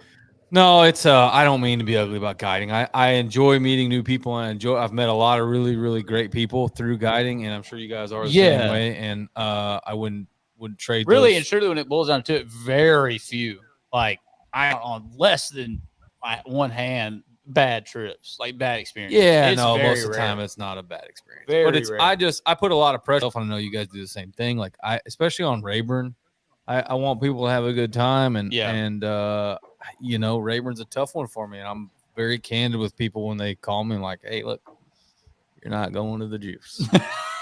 Not happening, bro. You can forget about if that's why you're trying to pay me, I'm not taking you to that. Yeah. Ever. Yeah. Jaden might. Jaden, you gonna take them? Take who? Take anybody to the Juice. No. No. No. He said no. No. So the call-ins have been slower tonight. We did have a couple really good slow. I ones. think you guys are intimidating, man. Yeah, I think that's what it is. I think it's intimidating. Billiken had a lot of callers. We couldn't keep up. Or maybe we're just not. We're just these little East Texas guys. But no, we got the same kind of interaction as far as on live and the comments. I think everybody. Wait a minute, has Marshall got a bass? Is he holding up a bass? You got a bass? Oh, He's running. Take him off. He's Take him off. Oh, he's running. God dang it. He's going to 0 in the freaking Tuesday night, and we've had him live. No scope. God dang Never it. coming on the show ever. Never. Golly. Never. Well, let's bring back the other two here. These boys. What we got? What we got going on? Where's everybody at? I want to know where everybody's at right now. Alec, where are you at? Oh, I'm at home up in Peru, New York. Peru, New York. When's the last time you've been home, brother? I've been home quite a bit ever since the after the Eufaula event. You know, I kind of started making my way home after that. So I've been kind of in and out since then. It's been good. Man, all these dudes are single men, right? Jake, are you married? Married, 2 kids. Married, 2 kids. I know Marshall's married. We got the other boys that are bachelors. How is life on the road for you, single man? I mean, all you're doing is fishing. So, do you have any time for ladies in your life? I'd like to have some time, but I don't know. I don't know if it's happening. What about? I don't know, man. I don't really trust this question for Colby and Jaden. I don't know, man. They probably get ignorant with it. What is it like partying in Alexandria Bay over there? I haven't done it too much, but the couple of times I have, it's been fun. I've never did it. I've been known to go down to A-Bay Bay 1 or 2 times in my life, or once. I went twice, and it wasn't bad. There you go. Did you have Chad with you? I did have Chad with me. Yeah, he's an absolute menace to society. Yeah, man, I figured that'd be a fun question to ask. Jake and I are over here married with 2 kids. I mean, think about that. Degenerates. You guys are disgusting. I might as well be married at this point, but I mean, hey, man, we're not gonna talk about that right now. Why not? Yeah, why? You need to get a ring. Listen, to all of you, I got shit going on. All right, I'm moving in. We just moved in together. All right. Jeez, Perfect. I don't even know if I'm gonna throw this comment up. I'm not throwing it up. Yeah. Now put it up there. Put it up. Put it up. What is it, dude? Is he cussing? No. Okay. Really? Oh my gosh. Well, sorry to go. Renting them. Okay. I mean, that's not. I don't like the word. I don't like the word rent. I don't like the word rent. So you'd rather buy? No. So you'd rather buy? Hire. Purchase. You know, they're Purchase. working. They're just trying Jesus, to how provide. did we get here? I should have never brought this up. That's what I'm saying. I mean, I think You guys are degenerates. Jake and I are family men. Golly, what are we even doing in the room with you guys? I think it's a valid question. You know how many guys I've had come on a guy trip and ask me, like, man, what is it like? Like, as a fisherman, that can't be all that attractive to girls. I'm like, man, it's not what you think, I don't think, but it is. I mean, people wonder these kind of things. They want to know. I mean, think about life on the road, gone all the time. It's not very good. Not ideal. Would you say it's almost like – go ahead. I said they don't just come running after me, for sure. Well, you don't have time. You don't have time, really. Yeah, I mean, I'm never home. To me, it's almost part of the sacrifice. If you go into this sport as a young man, you almost sacrifice, unless you've got that established before you take that step. It's kind of like, hey, man, I'm sacrificing this time right now. I'm not going to have a full family at whatever age or whatever, unless you've already had that established before you go, because it's hard on guys. That's part of the sacrifice. Like when people talk about like, oh, it must be nice. I love that saying. Oh man, it must be nice to fish for a living. It's like, It's all right, hard bro, work, man. A lot of stress and why don't hard you work. pack your stuff and hit the road for 7-8 months out of the year, and you don't get to see your friends and family. You don't get to sit back and hang with your boys, you know, the people that really matter in your life, like your family and friends, and that is part of the sacrifice. Yeah. So I think a lot of people overlook that, man. How old are your kids, Jake? 13 and 8, 2 boys. Cannot Two believe boys. How boys. good is a 13-year-old at fishing? Do what now? How good is that 13-year-old boy at fishing? He's got him a few trophies. There you go. Hey, we got a caller, guys. We got everybody's on. There we go. This is Zeke. I'm calling back again. I got a question for everybody. Zeke. Y'all don't have any calls coming in. No, you're right. We are losers. Yeah. Z-Train, we do appreciate you. Let's hear it, Zeke. What's the best memorable moment of this year from Jim Invitational? From each one of them. Let's go to each one. Yeah. All right, we'll start with Alec. Let's go. Most memorable. Got to be AOY and ROY. Yeah, I mean that's probably it. Were you talking like on the water and events, or just anything? Whatever jumped out to you is like, man, I wish I could relive that moment right now. Yeah, I'd definitely relive the final day, last tournament again. That was pretty good. Why wouldn't you relive the first day when you made a cast with 6 fish? Yeah, I know. I mean, well, no, you don't get to redo it. You get to re-experience it. Oh, yeah. No, you wouldn't want to re-experience it then. Yeah. Jake, what about you? My most memorable moment would probably be at Champlain. That job when it came, like I pulled the hook on a pretty good smallmouth, like 2 feet deep, and I somehow jabbed for the hell of it, and I got it. Worked out perfect. Wow. Yep. Pretty cool. Yo. Do what? Colby? Colby, go. I would say just memorable moment would probably be solidifying BPT. Yeah. Yeah, it's sick. I was gonna say beating Wyatt. Dude, y'all gotta quit acting like that was close. Like I was good, bro. No, it wasn't close. That's what I mean. Like just absolutely just. Yeah, well, that's what happens when you weigh 10 pounds on the second day of the tournament. All right. Sorry. Jaden. Well, go ahead. No, go ahead, Colby. You're good. I mean, if we're gonna talk about the entire year, probably the belt. Yeah, I was gonna ask you: was the belt like? Did the belt feel like the biggest win of the year? Absolutely. Yeah, that's insane. I'm excited for that, boy. And I don't know if you it's and Colt because like doing it with my best friend or just the point of winning. You know, it's and going up there having no clue whatsoever that we even had a shot. You know, we bombed it in our minds. When we loaded our boat, we were like, man, maybe we'll just stay in the top 10, top 5 if we're lucky. And then we're driving back like mad, all pissed off, and get back and like I think 20 guys fished the final day or 20 teams. Yeah. Yep. And like we're out there pretty much beating our head against the pine tree at Humphreys, just thinking like what we could have done different. Or if we wouldn't have lost fish, whatever. And then it starts getting down. There's like five teams left. And I'm starting to do the math, and I'm like, man, I forget somebody had dropped a bag the final day. And I'm thinking, doing the math in my head, and I'm like, man, you know, they're leading with only a handful more teams, and I think we've got them. And then there was like one team before us to weigh. It was like second place team to weigh. And we had kind of already talked to them, and they were like, no, we don't have them at all. You know, it was a tough day. And still at that second, like not sure, you know, is my scale right? Yeah. Could I have messed up, you know, weighing a fish and it weighed a little heavy and didn't realize it? Is my scale going to be dead on? Yeah. And Cole's just, you know, Cole's negative about everything. And in fishing, that's hard as a partner to get if he loses a fish, his mind is out of it. So to keep him level-headed is a job in itself. And then after the whole day we thought we blew it, we have literally one team left, and we're like, or I'm thinking to myself, dude, I think we got it. And he's like, oh no, we ain't got it. I tell him, I'm like, no, dude. I'm like, no, dude, like it's going to be close, but I think we got it.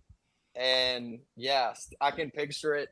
To this moment, we needed 1876 to win, and I think we had like 1901 or something. Oh my goodness! Yeah, you guys kind of left the door open a little bit. Was that was that feeling of like when they announced it that you won? Was it like, oh my God, this is freaking incredible? So growing up, my parents always had me in the fishing industry. And I remember I was like 16 or 17, maybe even younger. And there was a Forest Wood Cup, maybe in Arkansas or something. And my parents took me to the Forest Wood Cup. I forget who won, maybe Brad Knight or somebody. And they played the song "We Are the Champions." Yeah. And as soon as we won, they turned that song on, and it was just like it brought back memories of me like growing up, wishing I could live that dream one day. And then it really, it's not a nationwide tour or anything like that. But still, that was pretty tough one to win. It's a big deal. Yeah, it's a big deal that's to win a tournament. I mean, think about. We'll let Jaden give his answer. I mean, but think about they came over and took down they slayed the dragons, son. Slayed the Rayburn Dragons. You slayed the dragons, and took them down. That's sick. That's sick. No, I want to ask him a question here in a minute, but I want to hear Jaden's answer. Most memorable moments. We can let Z-Train go because he's our number one caller tonight. Well, me and Alec are actually going to fish the Grand Slam together. Bring that smoke. I don't even know when the Grand Slam. They haven't announced that yet. Probably March. So. No. Yep. But what was your most memorable moment, Jaden? I don't even think it's coming to Rayburn. Anyways, what? You heard me. It's going to Conroe, bro. No. My most memorable moment was probably at Rayburn. I pulled up on my first spot and I caught 2 7s in the first 2 casts.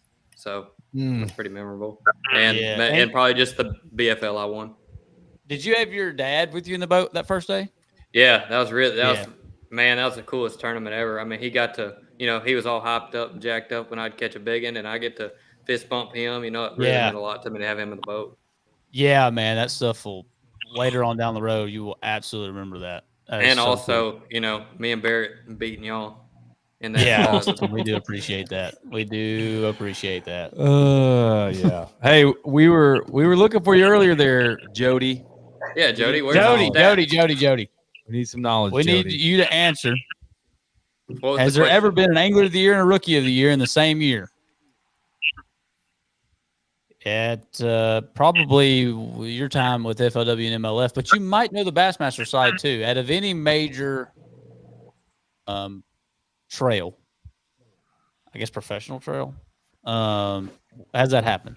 See what Jody says. Zeke, we gotta let you go, man. I'm hearing myself in your phone. There's Shane. Hi, yeah, we go. We appreciate you, G-Train. That's what y'all missed out on, Shane and Wyatt. Dude, that's a sick trophy, too. Dang it, dude! And that was my idea. That was my idea to make that trophy. That was my idea to make that trophy. Yeah. Centerpiece on the mantle, son. Yeah, I hope that thing falls off and breaks. Shin Fukai. Shin Fukai. Okay. AOY and Rookie of the Year. FLW. Is that it though? Is that it? And he said Becker on the BPT last year. Okay, I do so not Becker. remember. Oh, yeah, got you. Guy was right. Somebody said that. Confirmed. Got you. There you go. There you go. Rarity though. Only one on the invitationals. Yeah. Technically, Alex only won on the invitationals. That is very true. 2 years in, so and the invitational will probably go away. Boyd will get tired of it and dismantle it, and so it won't really. Dude, I hope he doesn't. The invitationals were truly the funnest circuit I've ever fished in my life.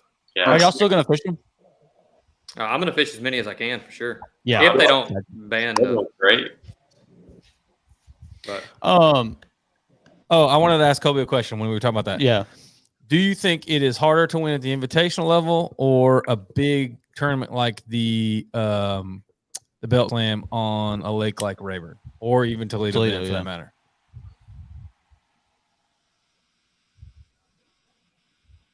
Well, take your time. Did he hear us? Colby. Can you hear me, Colby? Oh, yeah. I'm sorry. I had a phone call coming in and I couldn't. It's blinking out. Yeah, okay. Yeah. So my question to you was, do you think it's tougher to win at the invitational level or to win a big event like the Grand Slam on Rayburn or even Toledo? Multi-day event, of course. Yeah, they're all 3 days. Yeah. Both of them 3 days. That's a tough one. Obviously, I would probably lean more like home because you're fishing against nothing but pretty much other than maybe a handful of guys. You're fishing against all the local guys that's fished these lakes their whole entire life. Yeah. As far as, on the national trails, each tournament, you may only have a handful of guys that are, so-called locals. Yeah. So that's definitely a tough one. Don't get me wrong. I'm not saying it's easy to win anywhere because obviously I'm not that good, but Marshall's struggling to win a Tuesday nighter right now. Oh, hey. We got a bag. Oh! Yeah. Oh, we got a bag. That's a good one. That's a good one. Hey. Yes. He's long. Oh, dude, that's four. Turn your mic How on. hard is he got it behind him? Maybe bigger than that. What do we got? Can you hear me? How big is it? How How big big is is it? that one? Like a 4. Hell yeah. Is that number 1? Finally. They're turning on. So Let's I had go. to gotta put that thing in the live well. I got my phone on charge because it died on me earlier. God dang it. I think he's gonna win with that one. Huh? That's the winning fish, bro. That's definitely big bass. We've got a little inner bet going between 6 of us. And whoever loses out of the 6 of us has got to cook dinner. So we ain't cooking dinner. Marshall. Yeah. We got to ask him something. What was your favorite moment from the invitationals this year? Was it weighing in a freaking mega bag on your home pond or what?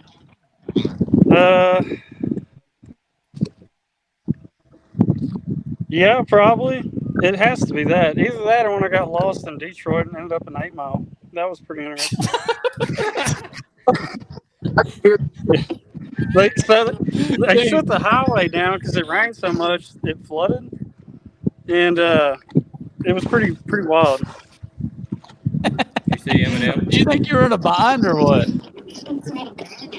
Yep. Oh, my partner's got one. Yeah, I did. Hang on, I'll be back. Number 2. We got live. No, film it. Oh man. Gotta get the net. It's a big one. We're all like, Put Marshall full screen. okay, hold on. We have to put y'all something on the background, maybe. No? Oh, here we go. There we go. Okay. So I got my phone on charge with that. What is But I it? would have filmed it. It's a little. Oh, it's a little one, like a 2-pounder. That's a keeper then. Oh, dude, you're one more 2-pounder. Oh, dude, y'all got the dub. Y'all got it locked up now. No Hey, forward fence. we ain't cooking no dinner. We ain't cooking dinner. He That's might all win that this matters. joker. I hope he wins it. Watch him win it in the last 10 minutes. Hey, this thing is like a $40 entry. So it's more like bragging rights. Yeah. How many teams you got tonight? 20. We have 20 show up. Dang, dude, you might actually win like $200. No, more like 800. No, probably like 50.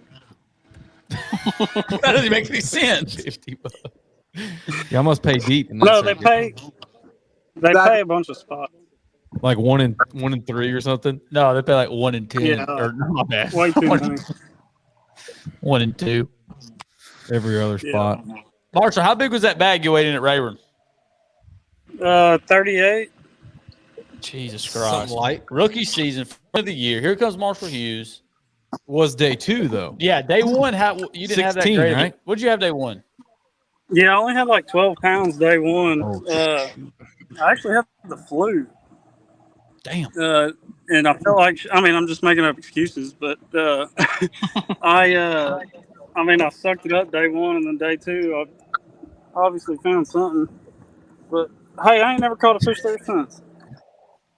Man, I was gonna. You probably went back and watched some of Michael Jordan's flu game highlights after day 1, didn't you? What? You don't know Michael Jordan's flu game? It's like a legendary moment for Michael Jordan. Hey, after you win your $150, go back and watch The Last Dance. I think he froze. I think we lost him. Yeah, Dang it! Did any of y'all know about the Michael Jordan flu game? Yeah, absolutely. Come on, bro. I do. Never heard of it. Wow, are y'all serious? All right, hey, I got to catch Bro, one more. what? Go All ahead, right, bro, Go go get catch it. another one. You're good. Y'all are actually I'm joking. gonna prop Right this up. All right, we're gonna leave him on. He turned us on live. I know we're bass fishermen, but god damn, we're talking Michael No, Jordan. I know. Hey, this is Yeah, Bass I Live know right the here. flu game. Yeah. Jesus, I think he dropped something stupid that night. He had the flu. He dropped like 40 or 50 on the board. Don't drop your Yeah, phone in the 53. lake. That looks awfully close to the gunnel. It's making me nervous. That Triton. Yeah, it is. Or what? Oh, he is. I thought it went out. He's trying to lose that phone. Oh, there he goes. Yes, sir. All right. Well, we know Marshall's he has no future being a videographer. So Call Barrett. No, none. Call Barrett. Looks Last like time the Barrett called in, he was on wind's oh, track. there you go. That's a good angle. We like that. Catch another one. What an entertaining live this is. Marshall really brought out the.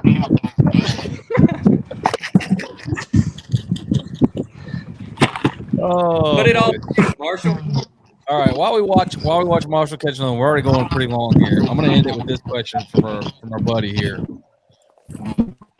Let y'all read that. Do y'all think FFS is actually having or will have a negative impact on fish population? No. We're gonna let them answer that first or not? Tell Marshall to mute us. There, mute him.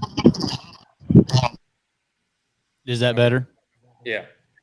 All right. Are we gonna let them answer this, or are we gonna? Yeah, answer let this them. first? Okay, Let because the pros. This is ridiculous. Go. Let's start with Let's start with Jaden. He's wearing the cheating shirt. Jaden, No, tell us what your thoughts are, man. It's absolutely not going to hurt the population. I think it'll make them smarter and maybe get on different things, but I don't think it's going to hurt the population at all. Okay. But Colby? I mean, you're catching fish that you wouldn't have caught before, and you're making those fish smarter. I mean, you can tell in the St. Lawrence when we was up there last week. I mean, like you get like 1 in 20 to bite, you know, and I think it's going to make them smarter, but I don't think it's going to hurt the population. Yeah. All right, Colby, what you think? Yeah, I'm with Jaden. I mean, like with forward-facing sonar, you know, say after spring or in the winter, it would allow the fish before forward-facing sonar. It would allow the fish to go out in the middle of the lake and just kind of hang out where you're now catching them in the post-spawn spots or whatever. It would allow the fish to go out there and like just chill, like hang out, get the stress off of them, you know, allow them to eat and fill up. But as far as like hurting the population, no, I don't think it affects them. It's just my thought. What you got, Alec? Just a dumb fisherman. Yeah, I'm with them on that one. It's just going to make them smarter and cause them to do things a little differently. I mean, it may hurt the population on crappie. I mean, because guys are catching them, them, but other than that, I don't know. Yeah. What you think, Jake? Same.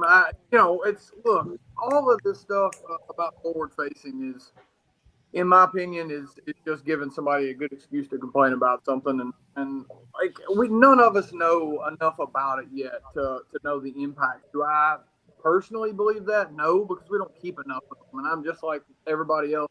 And the reason that we're all coming to the same conclusion is we've all seen the exact same thing last year and a half of how quickly they have gotten to some of our tricks and what we're doing, and I feel like that they're only going to get more wise before we kill them, so to speak. Again, kind of like Alec, if we were keeping them, maybe. Man, to me, this whole forward-facing deal, you're either for it or against it. And that is solely based on where you to benefit from it. And I'm just, man, it's hard for me to get into like that mindset and that. If we want to have a legitimate argument that has ground to stand on with, I'm fine with it. But again, before the conversation ever even starts, I know where you stand on it based on whether it benefits or not. And I don't like that we're letting things happen the way that we are because of that. Like if this is truly what needs to happen for the future of the sport to move forward, then I'm all for it, and we're all going to fish without it. But how do we really know yet? And what do we know about it? It's not day rigged, but I feel like to some degree, we're going way far and above, just like a lot of guys did once that came out. It's like, oh, this is all it's going to be from now on. Again, forward facing is very much different than Alabama rig. I'm only using that as an example in the sense that we all saw pretty quickly the fish that they learned, just like what they're going to do with this, the forward facing. These fish aren't going to sit up and float everywhere like they do right now all the time. Like, we're going to push them to the bottom, and they're going to get extremely hard to even find, much less catch. So, to answer your question, short, I don't think that we're affecting the population. I feel like we're educating them and making them more difficult to fight when you don't have something to present a bait to them. But yeah, the whole argument is null and void to me, regardless of the side that you're on, because I know it's biased. And to me, a biased argument's not. I don't. There's no point in even having one. Like, we're not going to get anywhere. You've dug your foot in the sand, and you're not going to move. Even if my argument makes more sense, and I'm not saying mine does. I'm just using that. We're all kind of in a big pissing match here, and I don't think anybody really knows which way the wind's blowing or where to go. Yeah. I'll expand. Let me expand on him real quick. I think the same thing that's happening right now happened when side scan came out, and the people that were coming into the sport, like the older guys now, were in our position then, and they were dominating with side scan. You know, Timmy Horton on Kentucky Lake, where was it? No, Timmy Horton was on Champlain, and maybe on Kentucky Lake too. I don't know, but it was getting dominated by side scan, and then but the older guys that didn't like it and would have refused to use side scan because they wanted to use 2D and map were didn't have social media or podcast or something like that to blow it up on.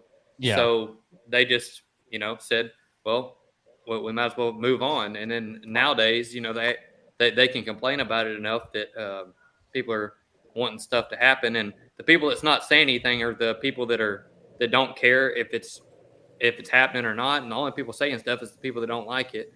And if everybody said their opinion about it, there would be way more people that said they didn't care or they were for it than the people that are against it. That's my opinion. Yeah, I feel like our camera's been not sure what's going on. Yeah, we can still hear you and see you. Can y'all still hear us pretty good? Yeah, we can hear you. Yeah. Okay. I feel like the negativity from it is definitely speaking a louder. And I agree with Jaden on that. I think it's a lot louder. And this is where I really, because I try not to involve myself in comments on Facebook and Instagram because I know I can't do it. So maybe I can just speak it here so I can stop commenting about it because I need to pull the reins back on this. But because like Jake said, you're literally getting nowhere, especially through texting. Everybody digging their heels in. Yeah. I just would like to get back and let's look at this from take the opinions to the side and let's speak about facts. And the facts are the guys that are trying to find a biologist to come out and biologist to come out and put their name on something that says that forward-facing sonar is having a negative effect and a negative impact on our fisheries. It ain't happening. Ain't gonna happen. Ain't gonna happen. They ain't found not one biologist to do it yet. And some of that may be because, like Jake said, it hasn't been out long enough, and some of it may be because the biologists they could really care less. Like they're like, dude, I literally don't think it's having that impact, which I find that hard to believe. A lot of biologists are more like environmentalists, so I think they would look into something like that. But I honestly, for right now, the facts are not pointing in their favor because they can't find that because they're reaching and they're trying to find something that has some ground. Because right now, all it is opinion based. And man, that's where I want it. Until we have some real evidence and some facts, and we're speaking from a factual point of view, I think it's a lot of liberal ideas going on here. And I think that at one point in time, all 6 or 7 of us were getting beat by it, and we had to learn. So why can't these guys do the same thing we did and learn and get good at it like we did? Yeah.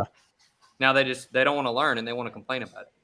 Yeah, and the arguments go on for days, and the points that they make go on for days, and I get it. I think the biggest one has any merit may be that some of the guys like, well, it took me Yeah, the experience merit. That's maybe that's the only one that has a little bit of a chance there. But the reality is like, hey man, the genie's out of the bottle, like Shane says multiple times. The genie's out of the bottle here. Like, what are you gonna do?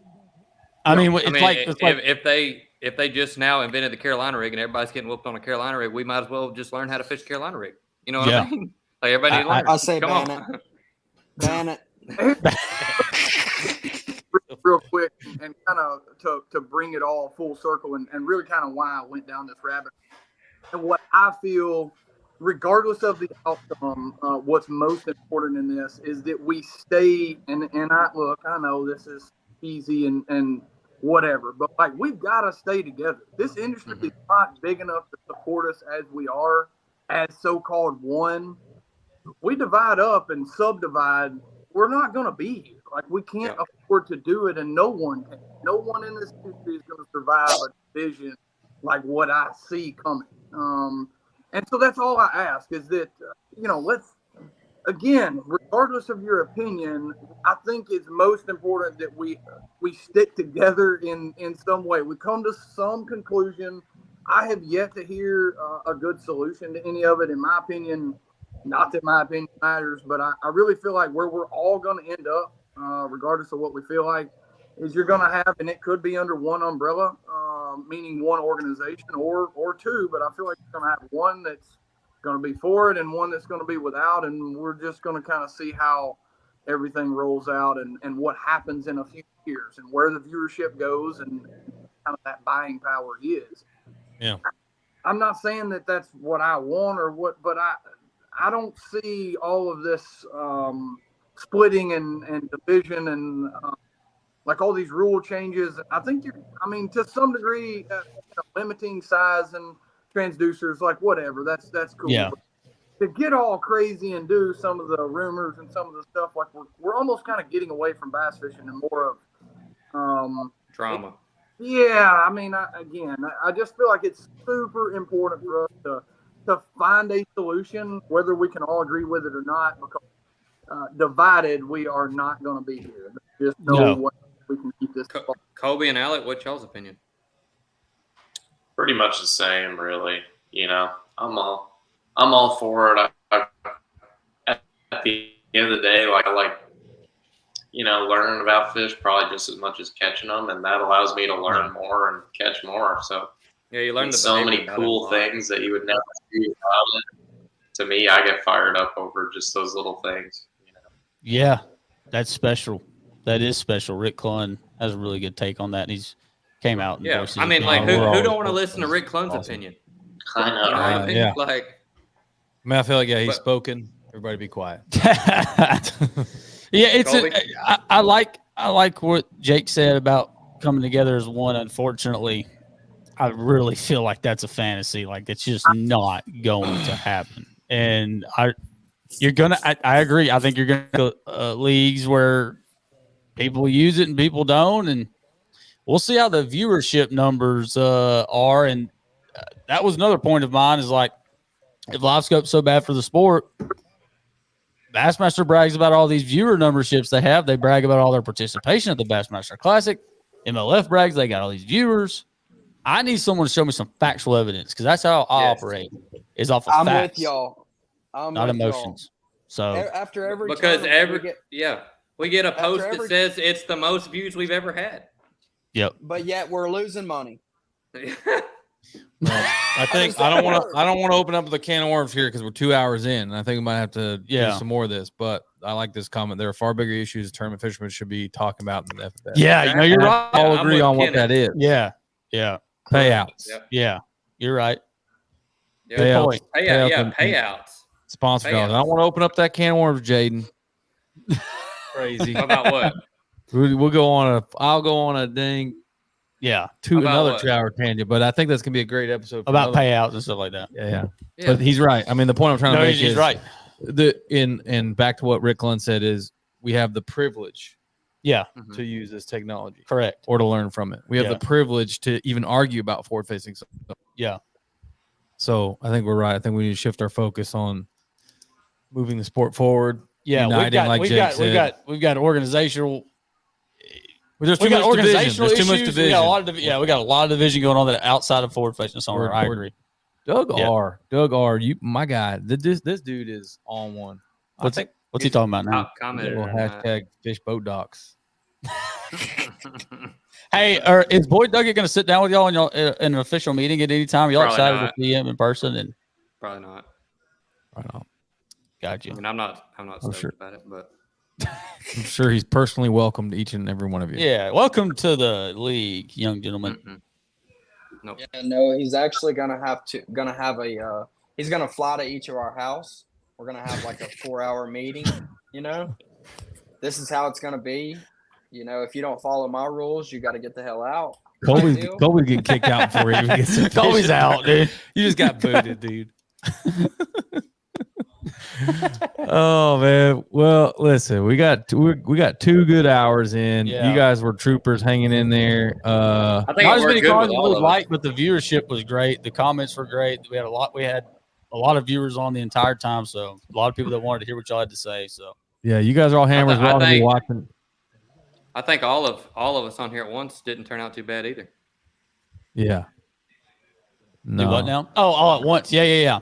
No, it worked out. It worked out good. Yeah, I was nervous about it, but it did do well. Yeah, no, you guys did good. But we appreciate you, and I'll be watching you guys at BPT, and we'll be looking to see what announcements come from MLF and whether you can or can't use it. And shoot, maybe they'll tell you that's the only way you can fish. You have to just forward facing sonar only. No cyan, no maps. I'm willing to bet that one's not gonna happen.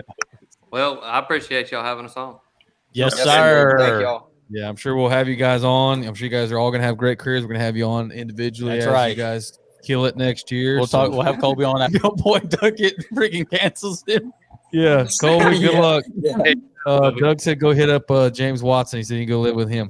So, Yeah. all right, boys. Well, y'all have a good guys. evening. We appreciate your time. We're going to sign off with Marshall here. Hold on, Marshall. We're going to unmute you.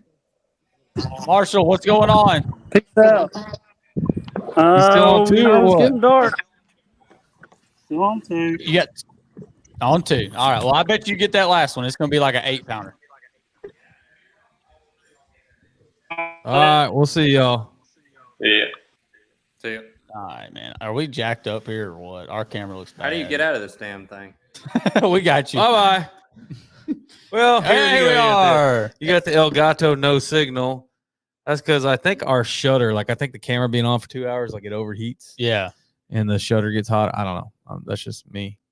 Good show. Good show. We appreciate the callers that did. Hey, all the comments. There it is. Hey, we're on. back. We appreciate all the callers and the comments, and we hope that this live call-in deal will continue to be a I like the slower pace of the calls. We could have used a few more calls, but it kind of worked out in the sense that we had guests on, at once. So, but Wyatt and I are headed out west tomorrow to go chase giants. We're headed out west. Yeah, let's probably get it. won't film a dang thing. Let's get. We're gonna have some pros of the. We're gonna put a GoPro on in the boat. Golly, dude, my butt's hurting on this. I know these seats are. So can we get a seat sponsorship around here? Yeah, we need seat sponsors. We need camera sponsors, obviously, because camera won't stay on. Yeah, maybe a media guy for free. Yep. Well, we got 2 comments in here. Sign off comments. Y'all, Doug said since we don't have enough fans, we should call people. We'll turn. That would be funny, actually. Yeah, that would actually be really funny. Doug R, you're out of bounds for some of your comments, but we enjoyed them. We enjoy you, Thank man. you. Thank you We very hope much. you come back. Well, man, that's going to be it for this one. It went a little long, but we expected to. We had 5 guys on. What do you expect? We had Marshall on the freaking line Tuesday night derb. And hopefully he gets the W. Hopefully he gets the W. I think he's got it. I think he's got it. No FFS. 2 for 6.5. He's got it on lock. Yep. All right. We'll see you next time. See y'all.